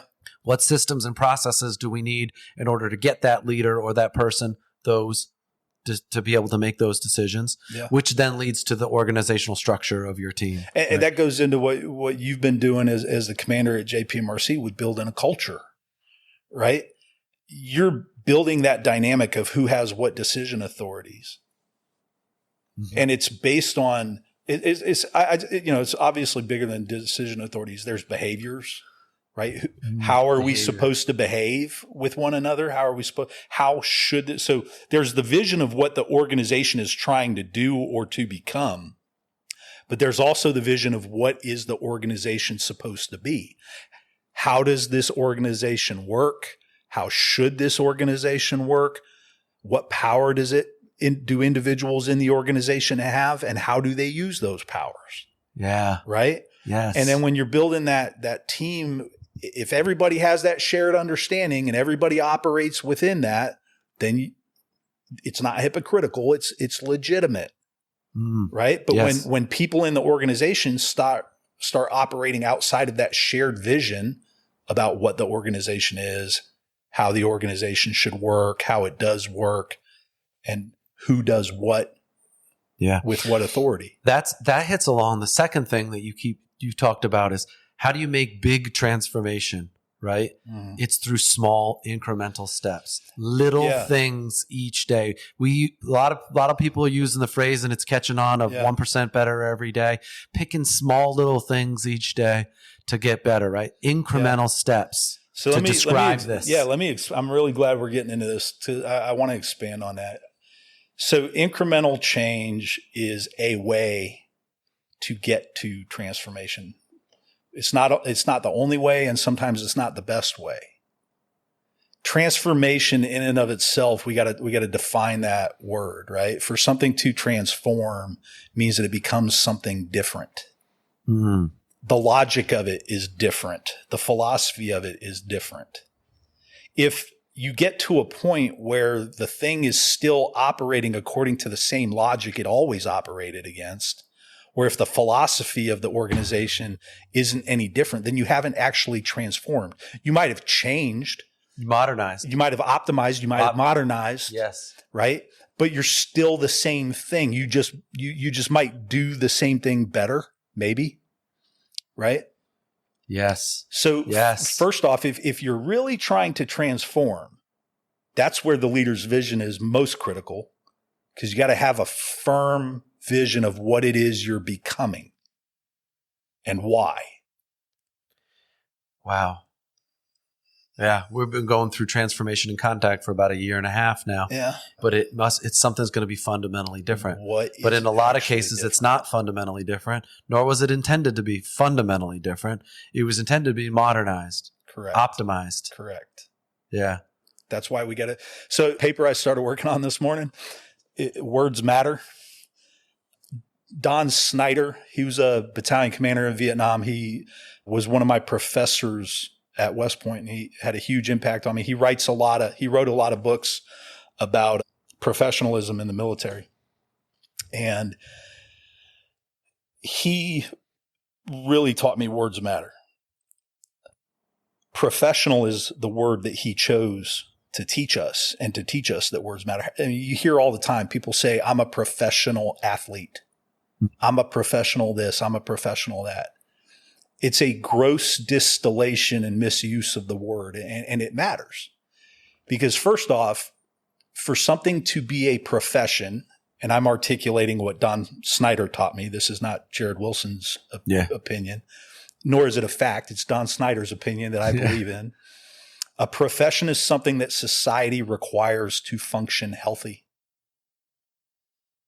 Clergy, lawyers, statesmen, military, not all of the military, but particular people in the military, academics, right? Why are those things that society requires? Well, doctors and lawyers are pretty clear. They support the health of the people. They support the enforcement and operation of the legal system. Statesmen are the political leaders of the group. Academics are responsible as professionals because they manage the ideas that the population operates under. Military is a major part of protection of the society. Law enforcement is internal protection for the society. So there are certain things that are professions. And another thing about professions is that they self-regulate, and they have to. It goes back to the old comic book, Watchmen, and the question about who's watching the Watchmen. There's nobody watching the professionals, so the professionals have to watch themselves, right? Wow. There's a set of rules. How does that apply? How does that apply to the profession, military professional? UCMJ. But above that is politics. How are you seeing and that's that? a key. Well, so Sam those are two different professions. No, it's huge. Don Snyder writes about this quite a lot. Sam Huntington wrote about it in The Soldier in the State, and people can agree or disagree with how he articulated it. That's just an example. One of the aspects of the military as a profession is that we subordinate ourselves in U.S. military tradition. Not every country does this, but we subordinate ourselves to the political leadership. Maintaining and enforcing that separation is part of what we as a profession are responsible for doing. When people violate that civil military dynamic, they are operating outside of the rules of the profession that we are expected to enforce upon ourselves. Right? Yeah. Another aspect about the profession is that it's a specific and required set of knowledge. You don't just, so I'll give my personal opinion about it is not everybody in the military is a professional, and you're not a professional right away. It takes time to be a professional. Yeah. Right? We used to have, again, going to the context where we started with this, words matter. We used to have terms, apprenticeship, right? Guilds used to operate according, you had laymen and people work up in the different ranks of the organization, eventually becoming a master or a professional of the craft, depending on, again, if it fits the original definition of a profession. Right. But the words matter. Apologize for that deep rabbit hole. That wasn't a rabbit hole. That's the meat and potatoes of what we're talking about. To transformation, and I apologize, I'll let you go back at it. We started with the thought of words matter from the word transformation, right? And too many times we hear that word and we don't actually mean it. Mm-hmm. So if we're going to transform, what are we transforming into, and how is it fundamentally different than what we are right now? The thing I want to talk about with that is, as we've been trying to communicate what the vision is we've been trying to communicate what our purpose is and get believers, because then the believers will start operating on the left and right sides and help us kind of keep going in the right direction. I want to talk about the 5 things that we've been using that have had the greatest impact on our ability to communicate the vision, find out where the vision was off a little bit and it needed to be modified, the North Star, for JPMRC, but for any organization, right? And those 5 things for us has been our stand-up, the scrum sessions that we do in the mornings while we're in an exercise, the preparation that we do for an AAR, whether that's a mid-row AAR, it's the beginning, it's the after actions review. Because I think that same thing applies to any time you stand in front of a group, in front of a group of people, and you have to articulate your key takeaways at any moment. And you need to be able to do it at any moment, to any country, to any senior leader or a junior leader or any audience. Number 4 is a situation report, a sit rep. And how do you communicate left, right, up and down to your organization, the people below you, the higher headquarters, the enterprise? How are you communicating to your partners and allies with a situation report, strategic communication? And then number 4 was what we call the trifold, which is a small document, something that articulates who you are, why you exist, what is the vision, right?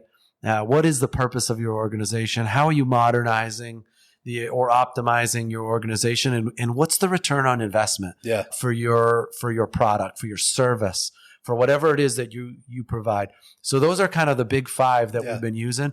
And because I really believe that those could apply to whatever type of organization that you're running. Which one do you want to kind of jump into first? I think so. I'm going to break it into 2 categories, because I think that the sit rep and the trifolds are part of, and these 2 things work together, right? But I think that the sit rep and the trifolds are a part of your communication externally. And the stand-ups, the scrum sessions, the different engagements that we have, those are the internal mechanisms for the team. That. Right? Yes. So on the internal side, there's different ways that we talk about it, think about it, right? There's pulse check, right? It's your opportunity, it's your touch point to get a pulse check and to be able to see where people are at. What do they think is important? Right? What problems are they dealing with? Do they understand my vision? And you can get that sometimes based on how they talk to you about what they think their priorities are or what they think their problems are. Amen. Right? So those are critical for the team, and especially the way you operate them. The stand-ups in the morning are the key leaders of the organization every morning. Yeah. The scrum sessions are the key leaders when you're doing the exercises, right? And that's your opportunity for that team. 101st has the terminology that everybody rolls their eyes when we say it, but it's how you level the bubbles. Yeah. Right? Yeah. And get everybody on the same sheet of music, or make sure that everybody's got the same azimuth, right? Same sheet of music. 100%. And those are critical in direct contact dialogue, right? Yeah. When you say, like, you've read a bunch of leadership, we've read a bunch of time, we've done a lot of things, there's so many different organizations. Right back to what I read this morning from Unreasonable Hospitality was every day before that restaurant goes into, they do a stand-up. Absolutely. They call it the pre-meal, Absolutely. Right? And he said it's the most important thing is the thing that you do every day. Did you ever watch the series The Bear? Yes. I think The Bear is based off of this guy, Will Guidara, and how he kind of established his restaurants. Small team. Yes. So even the waiter, it matters that the waiter buys into the vision, that small of a team, right? Because if the waiter doesn't buy into the vision of the organization, they're going to create a bad experience for the people. And if the team doesn't work well together, if the team doesn't respect each other, if the team doesn't buy into the overall purpose, it's going to show when they interact with the customer. It's going to show when they interact with, in our case, the customer becomes the rotational unit, right? Absolutely. If they don't work together, as soon as they go out and interact with the rotational unit, everyone's going to feel it. Yeah. Right. And it's gonna permeate. We are not out here. Our purpose is to create the best training exercise that anybody involved has ever been a part of. It's like, and we took this from Disney World. Sitting right in front of you is like 5 copies of Creating Magic. I've read it. And we gave that out because we want everybody, when they go to Disney World, you want it to be the best experience that those kids and those adults have ever been a part of. Yeah. Like, that's why people say things when they win the Super Bowl. I'm going to Disney World, right? It's unmistakable that when you go there, it is an unbelievable experience. Almost so good to the point where once your kids move out, you're like, I'm never going back, right? Yeah. Now, that's the same thing with the CTC. I'm never going back. You're making me think about the importance of the culture in it, right? I made a comment earlier where I said you don't necessarily need the PAC clerk to buy into the full vision. Yeah. Right. Yeah. And I stand by that. I don't think that every individual in a larger organization needs to buy into the vision necessarily of where the organization's going or that kind of thing. But Disney's a huge organization. Does it matter that the individual lowest level employee who's making barely minimum wage buys into the vision? No, but the culture for sure. Yeah. Because if they are not operating in accordance with the culture of the team, then it fails to support the achievement of that vision of delivering the best thing. When we're talking about delivering the best exercise experience, right? And you have brand new captain, brand new OC, does it really matter that they share the vision of JPMRC? No, but the culture, our culture is to be the best at providing these exercises. You really need that, because if that captain OC isn't operating according to that, then they're going to be cynical. They're going to be negative. They're going to give off a bad taste to the rotational training unit. Yeah. A good example of that is like, nobody wants to go to an exercise where all I'm doing is being criticized on all the terrible things, right? You think all you do is tell me how bad I am and how good you are and how well you did it when it was your turn, right? And identifying all things.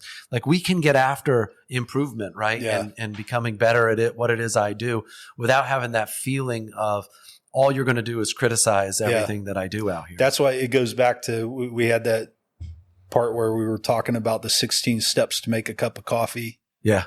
Right. If I'm OCing somebody, I'm not sitting there to make sure that they did all 16 steps, because they might not do it the same way that I would have done it. Yeah. They might discover something different about how to do it. But what I really got to know is the fundamentals. Yeah. Because if they're violating the fundamentals, and probability is that they're not going to accomplish the mission. Yeah. Or they're going to accomplish it in such an inefficient manner that it wasn't worth it. Yeah. Yeah. Yeah.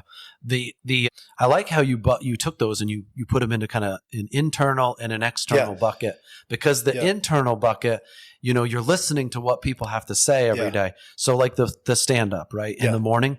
And one of the things we do is what's the one thing that you got to get done today? Yeah. And you listen to everybody in the room talk about what's the one thing that they got to get done today.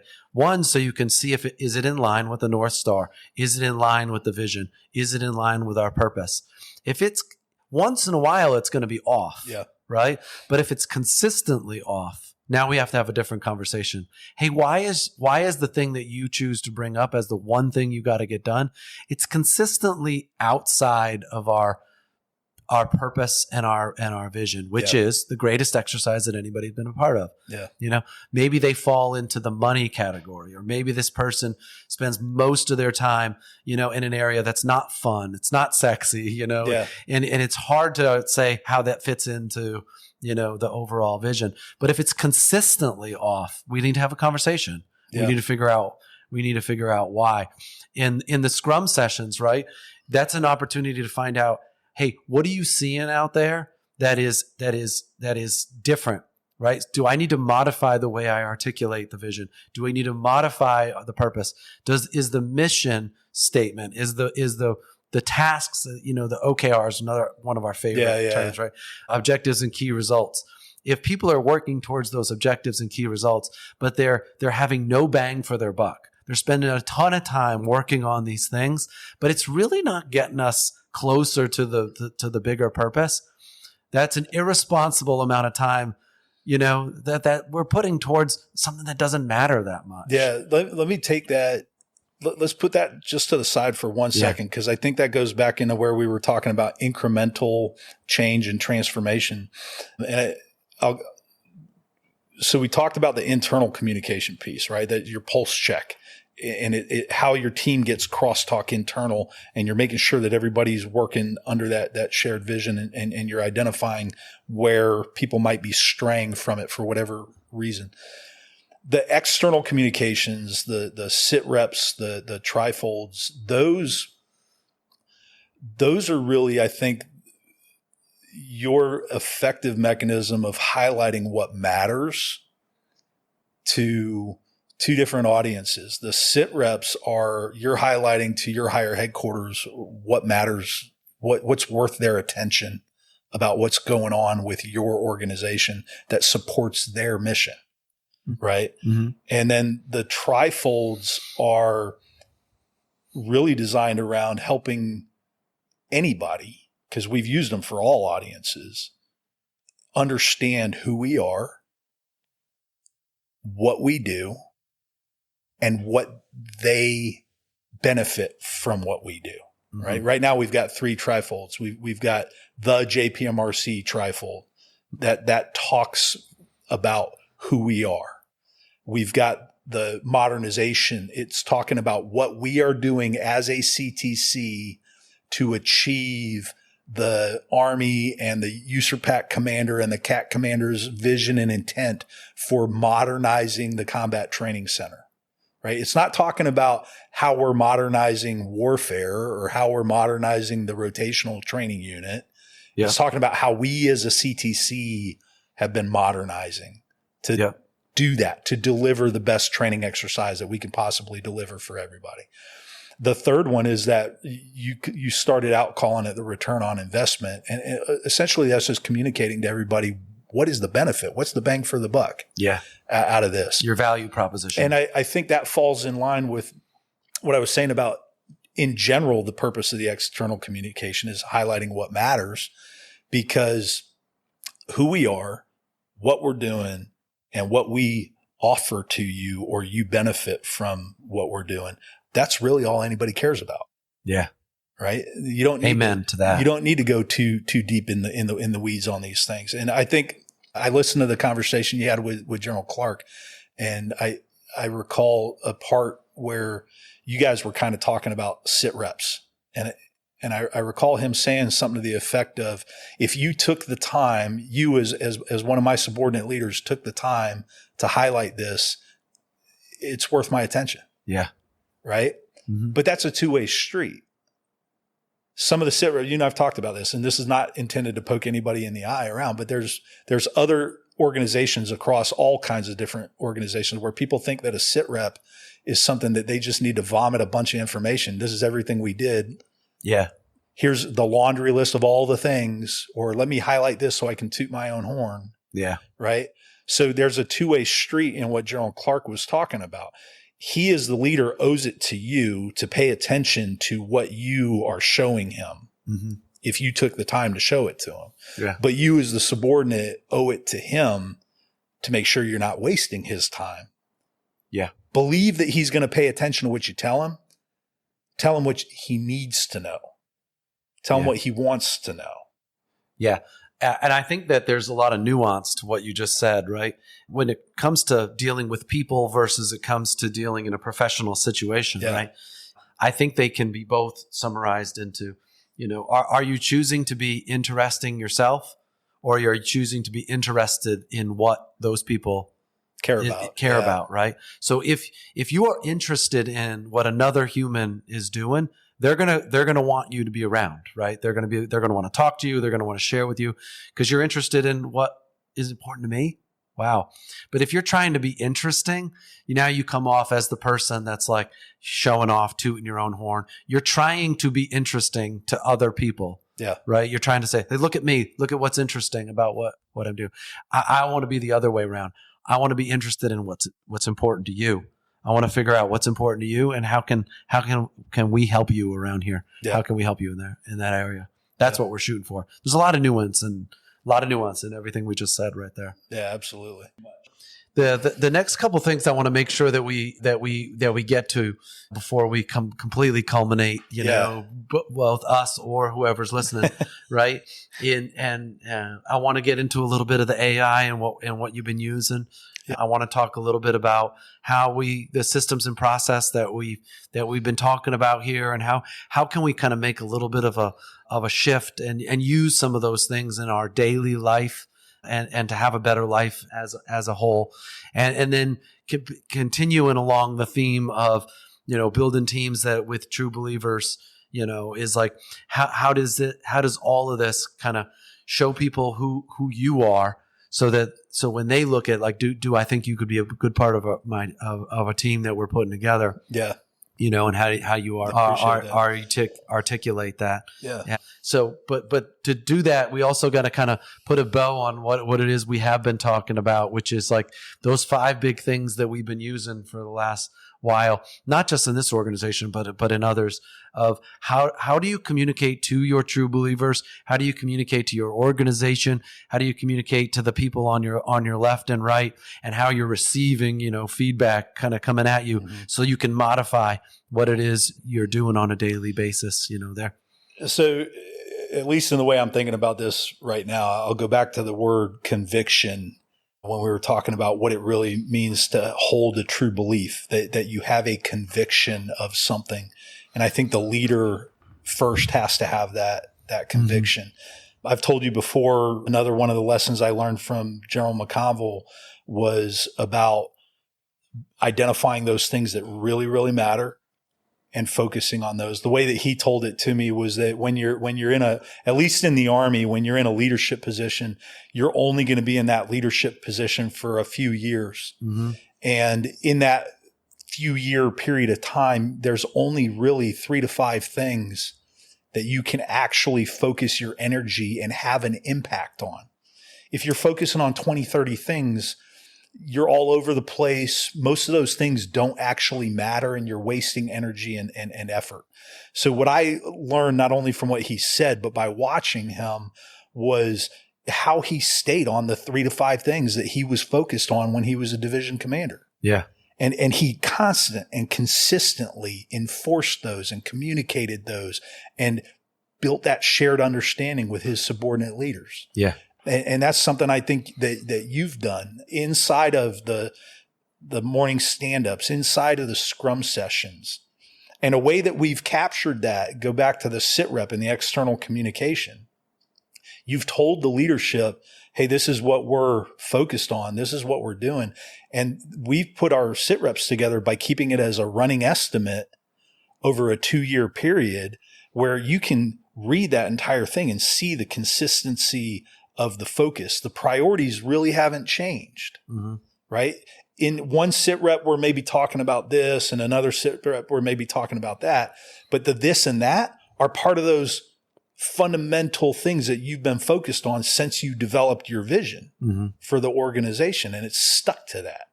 So with the internal communication, I got a buddy of mine from the 101st that I haven't seen. Just walked past. Army. One day it's the rooster, another day it's our neighbors. God bless the small world of the Army. Yeah. Yeah, that's Mac. He's a great guy. We're leaving that in there, by the way. Oh, perfect. Yeah. We'll stay in there for perfect. He was Maverick. That's his little boy. He was a field grade with me when we were in General McConville's, or not General McConville, General Val's brigade. Yeah. Small world. Now he's my neighbor. So Mac McDonald.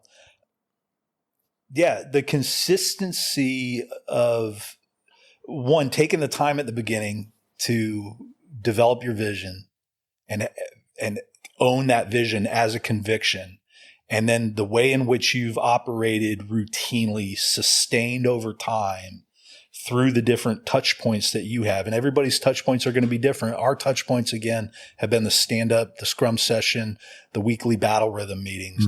But your ability to communicate that consistently comes from how you shaped it at the very beginning. Yeah. Well, I think it's easier to stay focused, and you have the ability to be consistent if you've pressure tested it, years in advance. And so, Ty Patterson would tell you the same thing. People win and transform. General Fenton used the same ones. People winning and transform at SOCOM use the same ones at JSOC, right? Yeah. So that's like 7 years of pressure testing at multiple different organizations, right? Yeah. Take care of your people, hire, recruit, retain, professional development, people, taking care of people, right? Yeah. Winning, what's important now, Yeah. right? Constantly looking at what is the most important thing going on right now, and are we applying it towards it, right? Yeah. What are we doing? Ours, it's exercises. Winning is all about the exercise, Yeah. right? Is it the best exercise that anybody has ever been a part of? I'd argue too, the reason those three things stuck with you is what we talked about earlier, is fundamental. Yeah. Those three things are fundamental. And I would actually argue universal across any organization. Amen. Take care of your people, right? How you do that is dependent on your organization, your team, and what its needs are. Yep. Winning is defined by what the purpose of your organization is. What does it do? What does it deliver? And transform. Again, I would say if you're going to use transform, that one's not necessarily fundamental. Yeah. Transform is saying, hey, we need to fundamentally change. And if you do have to fundamentally change, it'll help put a bow when we talked about incremental change, right? Incremental change can achieve transformation. But without staying focused on the vision of what that transformation is at end state, incremental change isn't going to get it there. It'll just end up being a bunch of busy work that led to nowhere. So the leaders have to maintain that vision of what is this thing when transformation has been achieved. And incremental, like I said, it's a technique. It's not always the best technique. It's not always the appropriate technique. But in a large organization, again, I'll go back to McConville and how he had the straight line and the where we want to go and what we want to avoid. He described it as a battleship. You can only turn a battleship so fast. Yeah, she's a big ship. So takes time to turn. Incremental change is probably the right thing with that large of an organization. Yeah. But if you're simply still doing the same thing, then you haven't actually transformed, even if you turned it slowly. Yeah, I think that we got to give ourselves some grace sometimes and be like, some words don't always fit in every context, that it doesn't work. And I think that's okay. Yeah. Right. And it's okay. We're all looking for the 15-minute abs. We're all looking for the perfect sentence. Everybody's looking for the simplify. You can simplify things, but you can't oversimplify them. It's not that, some things are not that easy. Give ourselves some slack, cut yourself some slack, and be like, hey, you can't always find the perfect word, the perfect definition, or the perfect thing, your vision. Agree. You've got to constantly articulate the vision and the purpose. It's going to change a little bit. I totally agree, but I think it's also got to be said in the same context to be careful of overcomplication. And the reason I say that is because of the way that you and I grew up, our generation and experience. We started learning about wicked problems. It became a part of the Command and General Staff College. Yeah. To learn about wicked problems, complex problems, complicated problems. Most of the problems that we face are not complex, let alone wicked. Yeah. Most of the problems we face are complicated at best. Yeah. So I agree with you. There is risk in oversimplifying. Yep. Mm-hmm. So don't take what I argue about paying attention to fundamentals too far. Yeah. But at the same time, really be careful about overcomplicating or making something complex when it's not. Yeah, no doubt. Okay, let's talk about some of the things that we apply to our profession, that we apply towards our career, and how is there something that we could be doing to do a better job of applying that to our life, our family life, our families, the relationships that we have outside of, the military or outside of what it is you we have with a family. What I'm looking for ways to do that. One of the phrases I'm working through right now is like the amount of time and energy I've invested into the people, say in our organization, and how much time you invest into your children. Yeah. Right. And the reason that's getting harder for me now is because they're out of the house. Right. Yeah. When they were in the house, you could always do it at dinner. You could do it in the drive to practice. You could do it, at their tournaments. But now I've got to make a deliberate effort to invest time with those kids because they're outside the house and they're on some different time zones, different professions, right? They're doing different things. And of all the people that I want to spend time investing in helping have a better life, those are the ones I want to start with is my close relationships, right? Yeah. So I think that in this context, we got to be careful that we're not trying to say something that's universal for everybody, because I think in my experience, I at least have taken away a lesson that says what works in this context isn't going to be the same for everybody. I had a great boss a long time ago who I didn't understand it when he first told it to me, and I thought it was odd because I'm very different in this regard. He told me I am not the same person at the office that I am at home. Mm-hmm. And I have to be the same person at the office that I am at home, mm-hmm. because the consistency for me is how I, maintain what's going on in my personal life, my family life versus my professional life. Right. I can't go, this is how I am here and that's how I am there. Yeah. It worked for him. He's got a great family, very healthy family, very successful family. And he truly was two totally different people. Yeah. Right. I learned that by working under him for several years. And the whole time I was kind of kept at an arm's distance.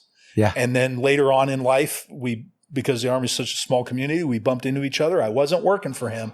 And I developed a bond with him that lasts to this day, where he's kind of a big brother to me. And I really got to see him in a very different light and understand that worked for him. Yeah. I think that you said, this is another thing I learned from you in the time that we've spent. You said it when you first got here. Balance is a myth. Work-life balance is a false dichotomy. What really happens is that you have to be deliberate and know when to put certain things at the top of your priority. Yeah. Right? Sometimes my priority is going to be what I'm doing for work. Sometimes my priority is going to have to be, or I can make my family the priority. And sometimes my individual is going to be the priority. How that played out for me, I made a mistake early on. My dad was a workaholic, and I grew up and inherited that from him. And it led to challenges for me early on in life where I sacrificed family because I was so focused on work and thought that that's where all my energy needed to be. So I never had the energy to dedicate to family or self. Yeah. I learned that one from Mike Lorario. Wrote a couple books called Leadership in Balance and Management in Balance. And, if you can picture with my hands, I'm doing like the teeter-totter, right? And then there's that triangle at the bottom, the fulcrum on the teeter-totter. And you've got work, and then you've got or your career, and then you've got life or your family, right? And in order to kind of keep those things balanced, right? You be the fulcrum. You are in the middle. Sometimes there's way more weight on one side than there is on the other. When you go into a CTC, when you're going to a huge training exercise, when you're going on a deployment, way more is going to be on the work side, right? The career side. Very little is going to be towards the family life and that, right? But if you as the fulcrum are moving left and right, in that, you can achieve what some people call, is a balance. The thing that I find that's hard is that when you, let's just say it's you're working like a 9 to 5 or something like that, and you give everything you got towards your profession or towards work. And then when you're on your way home, you're just completely out of gas. And in some cases you give your absolute worst. You're at your absolute worst with the people that matter the most to you. And it's because you used all your energy. I learned this one when my kids came home from school one day, and Christy said I can't remember if it was Hunter or Brady, but she's like, why are you acting like this? And he said, I used up all my goodness at school. Yeah. and now I'm not. Yeah.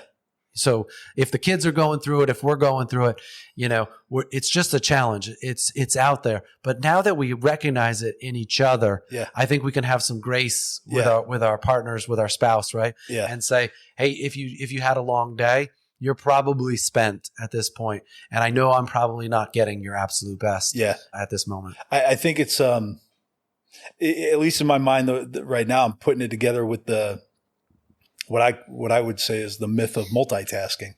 Again, I don't think I'm not the only person that's ever said this. Yeah. So, but there's 1,000 books on this one, right? Multitasking is a myth. You might be doing multiple tasks in a period of time, but when you're doing each of those tasks, you're doing them individually. They're just kind of all clumped together. The way that I'm thinking of multitasking and balance is that if you're saying that you're balancing things, what you're actually trying to say is that you're multitasking. I'm going to be able to multitask. I'm going to be able to do work. I'm going to be able to do family. I'm going to be able to do no. You can only do one thing at a time, and you got to be present, and you got to have attention when you are at those, and you got to know when the right time is to focus on those tasks. Yeah, no doubt. This part of the conversation has kind of been weaved into a lot of the other episodes that we've done with a lot of different people, and I think it's worth talking about all the time, how and getting little tidbits, and it's different at different points in your life, right? Yeah. Like things are changing for me now. Evan's going to go off to college. It's just going to be me and Christy. I have to find new ways. What worked, what got you here won't get you there, right? I have to find new ways to kind of stay connected with the kids, to stay connected with them, to help them through the things that they're going through, and find fulfillment in my life, right? Yeah. Because it's very fulfilling as a parent when your kids are out there and you get to see them every single day. How do you find that fulfillment? And we're going to travel a lot to go and see them and do these things. And that's tiring, right? Yeah. It's not easy to get on a plane for 5.5 hours, and then be at your absolute best the second you get off of it, right? But we've got to find ways, in order to do that. Yeah. Yeah. You're going to be finding ways new when you get to Tennessee, Yeah. But to your point, and everybody's vision of this is different. You and I had a conversation around this when we were talking about retirement from the military, and everybody's position is slightly different, but I'll kind of categorize it in some fundamental ways. I think that when people are leaving the military, some people have a burning desire specifically to go do some other job, right? Maybe it's being an entrepreneur. Maybe it's being a Wall Street finance person. Maybe it's standing up an HVAC company or something. Some people have this, or maybe it's becoming a school teacher, right? There's this thing that they always wanted to invest professionally in that they didn't while they were in the military. Now they have the opportunity to do that, right? And then some people, they don't have that burning passion. They want to work, but they're trying to think about where is my passion. For me, I found it to be in I want to invest in my family. Cause like I said, I made that mistake when I was younger and I didn't invest in it. And the lesson I learned was I really need to. And when I was going through the transition period, preparing to leave the military, I said, hey, I'm going to build my entire life out of the military around what I want my family to be. Yeah. And I want my family to be happy. I want it to be, and that's a broad term. Everybody's got different definitions of it. But for us, it's being able to settle where we want to live, being close to the people we want to be close to, being able to partake in the activities that we want to partake in. And then employment is really, I can pick and choose and say, is this something I want to invest? Because any employment that I'm doing now is potentially distracting from that prioritization that I place for my family. And so I'm looking for those missions that really appeal to me. You and I now a bridge into where we've been wanting to go with this. And well, I think that when you talk about work at that point in your life, it becomes more like fulfillment. And it becomes like, what are you going to spend your time doing that you feel fulfilled, right? What, not just to get a paycheck, right? Yeah. Because there's a lot of different ways to get a paycheck, but can you do something? Can you spend your time that you choose to spend it on and be fulfilled, helping people, in my case, helping people have a better life inside the military, outside the Army. Our greatest opportunity in life is to help people that you used to be. Yeah. Because you can do that because you have the experience and you have, the know-how. Not everybody wants to do that though, right? Those are the people that say, I want a new chapter and I want to do something completely different. There are. Then it's cool. Like then go out and do those things. But some people are looking for a continuation of the things that we've been doing and just in a different maybe proportion. Yeah. Yeah.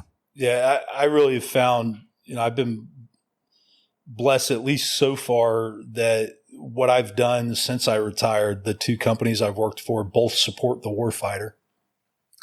So to your point, be able to keep giving back to the organization that gave so much to me, not only as a kid, but in my adult life, and be able to support those that are still leading the charge and service, doing the hard work. You're still serving 100%. Yeah. And then the things I'm looking at doing in the future, you and I talk about the network, that goes in vain. When my dad retired from the Army, he served as the national historian for the Military Order of the Purple Heart for a period of time. And he was also a leader for the Veterans of Foreign Wars, actually out here in Hawaii. He lived on the Big Island for 20 years.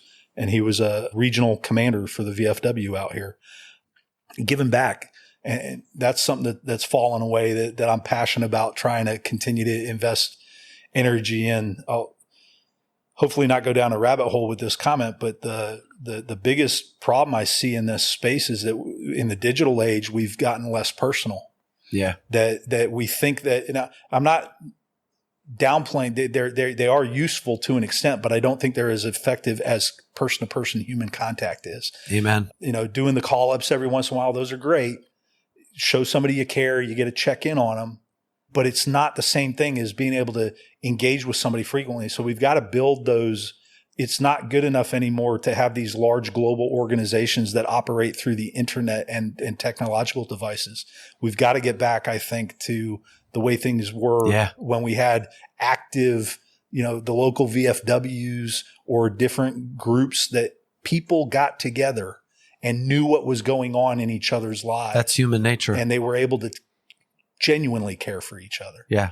So that's part of where I think the network could go is not only the veteran support side, but a piece you and I have talked about it with, and we talked a little bit about, you've got kids in the military, you've got kids that are going on into college. I've got a daughter in the military and her boyfriend and other ones that I mentor along and trying to bring up that next generation into it because somebody's got to do it. Yeah. Right? And we've got to make sure that the next generation has those people that are capable and understand the duty and responsibility that goes into doing it. It's human nature, which is why you started off a few minutes ago with family, right? Yeah. Because nobody does family remote for a long period of time. You do it for short, right? For a certain reason. But family is traditionally, you live in the same house, you live in the same place, you usually see these people face to face. And when it goes too long from seeing these people face to face, we usually go see them, right? Yeah. So when you talk about the people that are closest to you in life, you want to spend Thanksgiving together, you want to do Christmas together, you want to do birthdays together, right? It's human nature to be face to face, right? So the close-knit organizations, if you want to be part of a team that is fulfilling, human contact, eyeball to eyeball, seeing each other. Like you can see somebody, when they didn't get a good night's sleep, when there's a stress in their life that's happening, that's out there because you can see it on them because you see them often. So when something is off, right? And it's not just remote all the time. That face to face, that human contact, I think is critical going forward. And I think people want it. And they're realizing that they want it. When all they have is the remote or the social media contacts, it's great. But now we're calling it doom scrolling, right? As an example. Even if you doom scroll through all of your old videos with the people that you love that are going through, after about 20 to 30 minutes of that, you're like, I want actual human, contact. Yeah. Going forward. Yeah, that's fair. My wife and I have the opposite aspect of this. Like I don't have social media. LinkedIn's the only social media account that I'm on. And that's purely for professional relationships and networking. My wife, on the other hand, she's got all the Instagrams, the Facebooks and things like that. I would really think it's beneficial to be able to disconnect ourselves from those things and put that back into the day-to-day human interaction. And I think it's healthy when it's the right mix of both, right? Yeah. Anything in moderation is good for us, right? It's anything when there's too much, no matter what it is, right? Even too much exercising, and now you've overtrained, and now you're injured. Herniate your back. Yeah, now you're injured, right? So like anything done out of moderation is not good for us. Yeah, and human contact is hard when you live on an island like in Oahu. Yeah. Like if all you count on is human to human, contact. Mom and dad don't know what's going on with the family. They don't know what's going on. There can be good of, I saw this on Facebook. I saw the picture. I just realized you're keeping up with people, right? I'm keeping up with my nephews because they have not been out to Hawaii, and I haven't seen them in a long time. But when I see the pictures, I see how their baseball's going. I see those things. There can be some goodness. You just can't be doing it for 90 minutes a day. That's out there. It has to be in moderation, So, what have we not talked about today that we had hoped that we had talked about? Speaking of moderation, people can only get so much of Jared and Matt, running our mouth. Absolutely. But there are things just for people that are out there. Like there will be another episode of this. There will be another episode where me and you talk about, what do we think this networking thing looks like? What does that mean to network? What does it mean to have, a relationship? How do you build a team when somebody lives in Tennessee, some people live in Oahu, other people are in New York, some people are in California. Yeah. But a group of true believers, that are out there, that are around the world, that can come back together into one location, right? Yep. Maybe to meet a need, maybe to help a team with a certain thing. Yeah. And within minutes, it's as if we were face to face, for the last couple of months. Cause I think that's what kind of friendship is, right? Yeah. Is like you're right back to where you were the last time you saw each other. But that's kind of like that networking. What have we not talked about? I think the only thing that we had said that we wanted to kind of talk on was the AI things that we've been doing at JPMRC and what some thoughts on that are. So to lead in, I'll start personal and then we'll take it over to the JPMRC side. Yeah. On the personal side, I'm working on a couple projects right now that I've been using AI to help me with. I told you before, I like to think a lot. Mm-hmm. I've got big ideas and I've got opinions about things and I've got arguments that I want to make, but I hate writing. So I started grabbing AI, which has been a huge tool. And the thing that will carry us over to JPMRC that I want to convey from that start about it is that I think that there's two things. One, the people using AI need to appreciate it for what it is as a tool. It's not this thing that's going to solve all your problems or do everything for you. Mm-hmm. The other side of it, though, there's a lot of resistance. One of the projects I'm working on is a book, and there's a lot of challenges in getting somebody to publish a book that you develop using AI. And I'm kind of against that. Yeah. Because my argument is this: AI is a tool that is coming out and it's not going anywhere. It's only going to keep improving. It's only going to be used more. So the resistance to accepting a work that was prepared using AI needs to, I think, adjust. Mm-hmm. Right? That's interesting. The second part of it, at least my argument, is still fundamentally the same argument. If you think about major university professor, let's just say Oxford, right? I'm a tenured professor at Oxford. I've got a team of undergrads that can do research for me. I've got paid research assistants.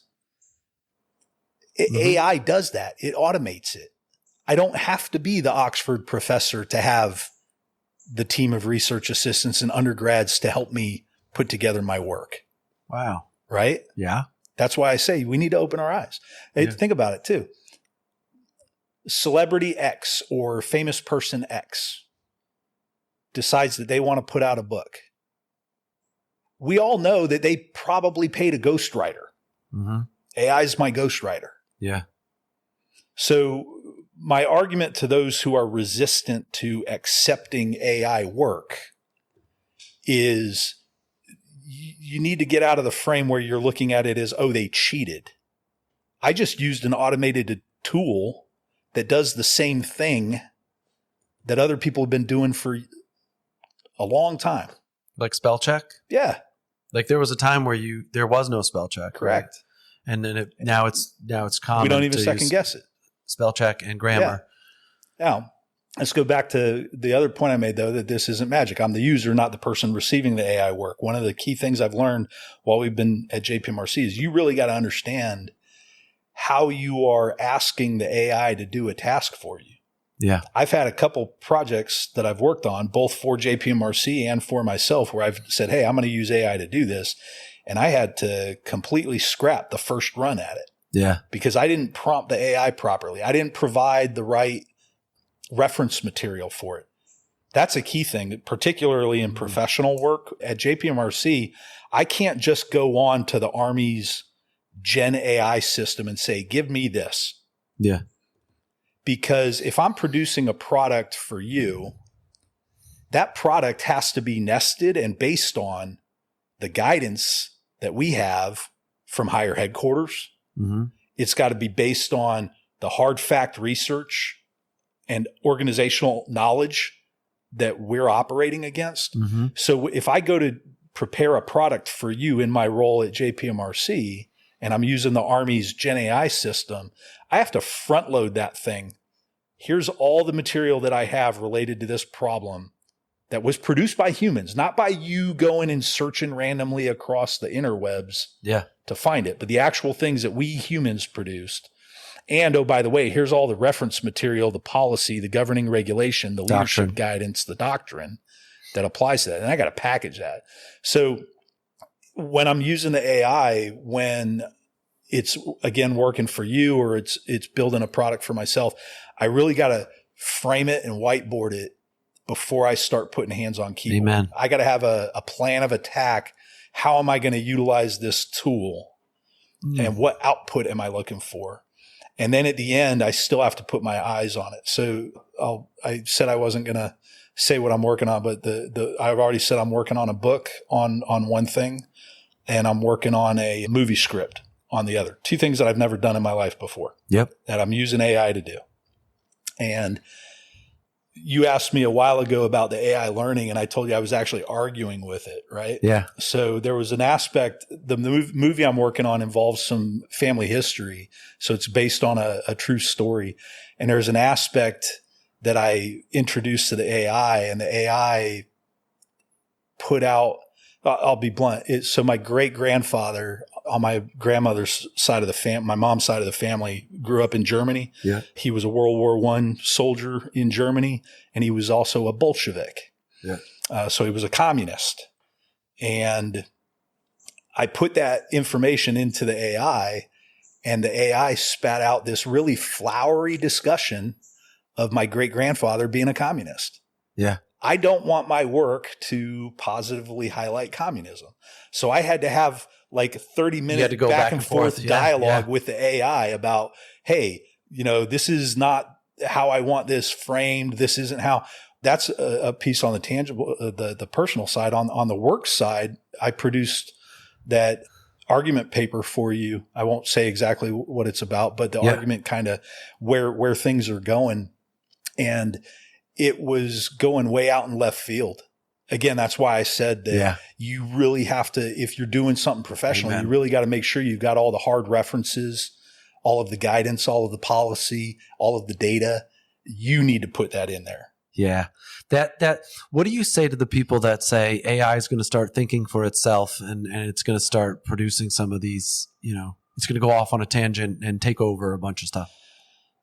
Elon Musk might disagree with me about this, but my opinion is that is way long off, if ever achievable, because I think that humans have the ability to be creative And I don't think AI is anywhere close to being creative. Mm-hmm.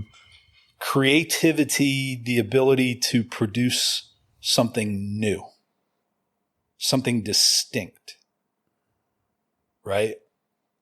AI is based off of large language model where it collects all available. I mean, it's great at doing it. Yeah. Right. Example again, the kind of the products I sent you before our conversation today. I had an idea. Yeah. I gave the idea to the AI. The AI didn't come up with the idea on its own. I had to be there.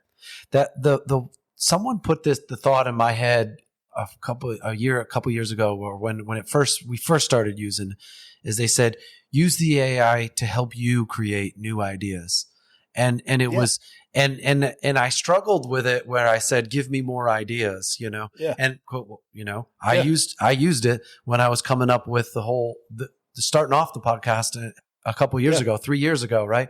And it struggled to give me questions. It struggled to give me, like if I was to say, hey, give me a good 10 questions to ask people while we're doing the conversation. But you got to pay attention during the conversation to see what's the next question and what's the next lead in. Otherwise, it just sounds robotic, or feels robotic. There's no feeling to it. And so I used it to help me come up with better ideas. Yeah. I used it to fill in the gaps of things that I didn't know anything about. That it was really good at that, filling in the gaps, giving me details, go out and find, some of the numbers that I needed in order to kind of reference. But what it didn't do is it didn't give me like a new idea for the next episode. Yeah. It still can't. It still can't. I think to your point, when I was working with the AI tool yesterday, it gave me some feedback, and it gave me feedback in the context of some options, right? And I didn't fully understand the options. So I have to I was like, hey, tell me what the pros and cons are of these different options. And it does that. And I thought about it, and I was like, I just said that we are the creativity, right? Humans are the creativity, but I still prompted it by saying, what do you think? Yeah. I don't think the AI is actually thinking, though. What I think the AI is doing is going through all of the information it's got able to rapidly analyze. And it's really just making a recommendation based off of what people have said and what best practices have already been written about.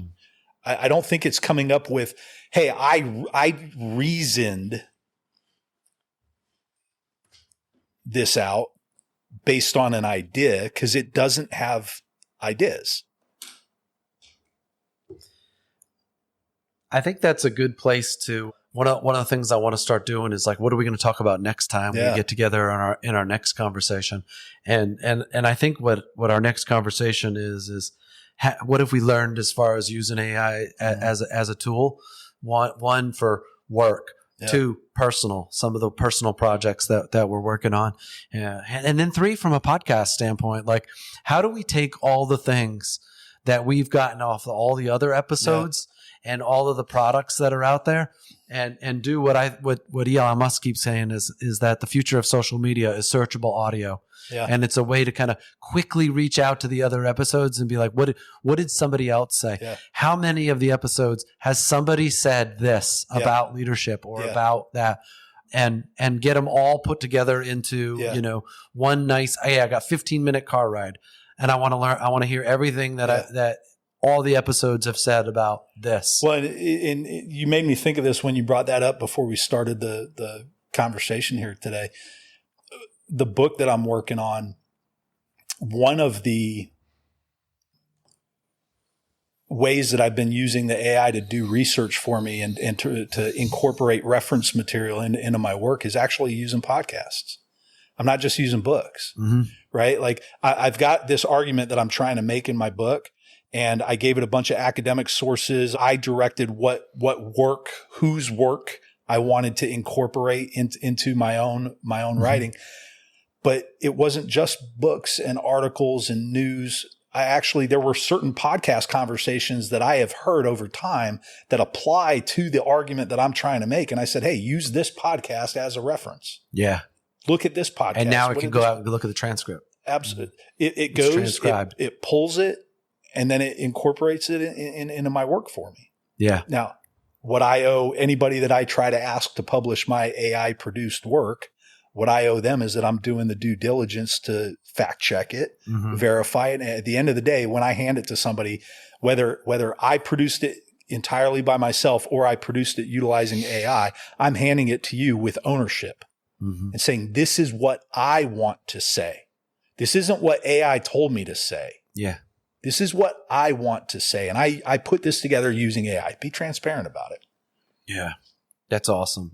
And you know, for those that are out there that are listening right now, like we only recently started talking as much about this with the AI over the last month or two, using it because we have a collection of a lot of products and a lot of tools and a lot of conversation and a lot of research that's out there that you want it becomes hard. You got to go back to what you said or go back to what you heard or go back to what was researched from before. And now you have enough to start comparing it to other stuff. So I'm super excited for how we're going to kind of maintain this momentum kind of going forward from a network standpoint to what we've been learning here in a professional out here in the Pacific with JP Marcy to what we're doing in our personal lives to for the rest of the time. Jared, I really appreciate this conversation here today to kind of just to dabble, like people, get a little bit of what our conversations are usually about. Personally, I want to say thanks for, the last couple of years of working together. You have helped kind of bring the absolute best out of me as a commander and as a leader. And so know that the things that you've shared with me have hopefully trickled down in a positive way to the people that I interact with, both from a career standpoint, military standpoint, but my family and, the people that I interact with is because I handed you a paddle a little while ago. And for those that haven't heard, me talk about is that, out here in the Pacific, we talk about like paddling and there's a lot of paddle clubs. There's a lot of paddle competitions, and the boats that are always out there that are winning, the boats that are always out there beating everybody, they're not always just locals, but what they always are is a collection of people that are paddling together that are well synchronized. Their paddles are all hitting the water at the exact same time. Yeah, they're not big dude up front, somebody in the back paddling fast. Those boats don't go fast, and they definitely get toppled when they hit a wave, right? But the phrase that we learned out there paddling was that it's not how well we paddle, it's how well we paddle with others. And and I'm super thankful for these last couple of years to be paddling with you here at JPMRC.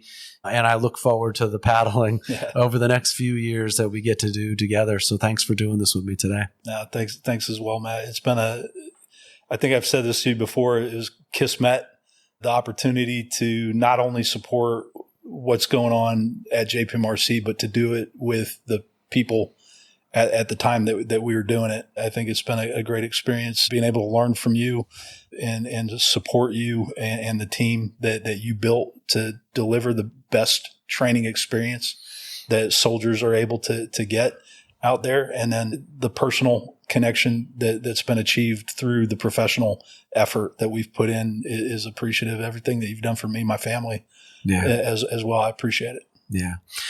There's always a risk to like the risk and reward. You hear some people, they're like, hey, what you're trying to do, put it out there so people can hear it. And then there's the doubt of, don't talk about what it is you're going to do. Just freaking do it. Just go out there and just do it. But I think if there's a theme that kind of comes out of a lot of these episodes and a lot of these conversations that we have with people is that we're trying to create a team that doesn't have to change every 2 years. Yeah. We're trying to create a team of people, of true believers that regardless of where you might live in the world right now, could come together if called upon to do so against a common need or a common thing, or saying, I can help you in this area. I can help the team in this area. That's what we're trying to do, is we're trying to create a team of true believers, a collection of true believers that can help each other because they hear that need that's out there. some way, shape, or form. And once you build those relationships, you can sustain them. I'm looking forward to the true believers that are out there that have any insight for me and Jared on how we kind of do that. I look forward to hearing it. Thanks, Matt. Thanks, brother. Thanks for listening today. I hope we sparked some thoughts about the people that have inspired you to be who you are today. I hope you share some of your thoughts and, better yet, demonstrate them for the people in your life. Our pursuit is to get a little bit better every day. Progress equals small victories stacked on top of each other, building like compound interest. Keep stacking these positive habits. Habits like getting up early, working your butt off, learning something new, being positive, and surrounding yourself with phenomenal people. Please share your comments at the links in the show notes and DM us at Teach Me to Fish podcast on Instagram or Facebook. Looking forward to our next conversation.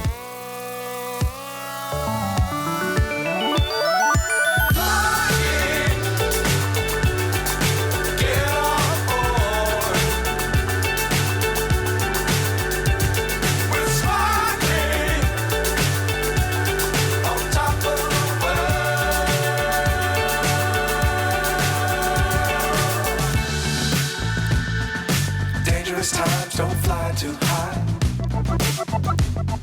Be sure to keep the ground in sight. Fly forever if you keep it tight. Love the world, but keep the sky on your mind.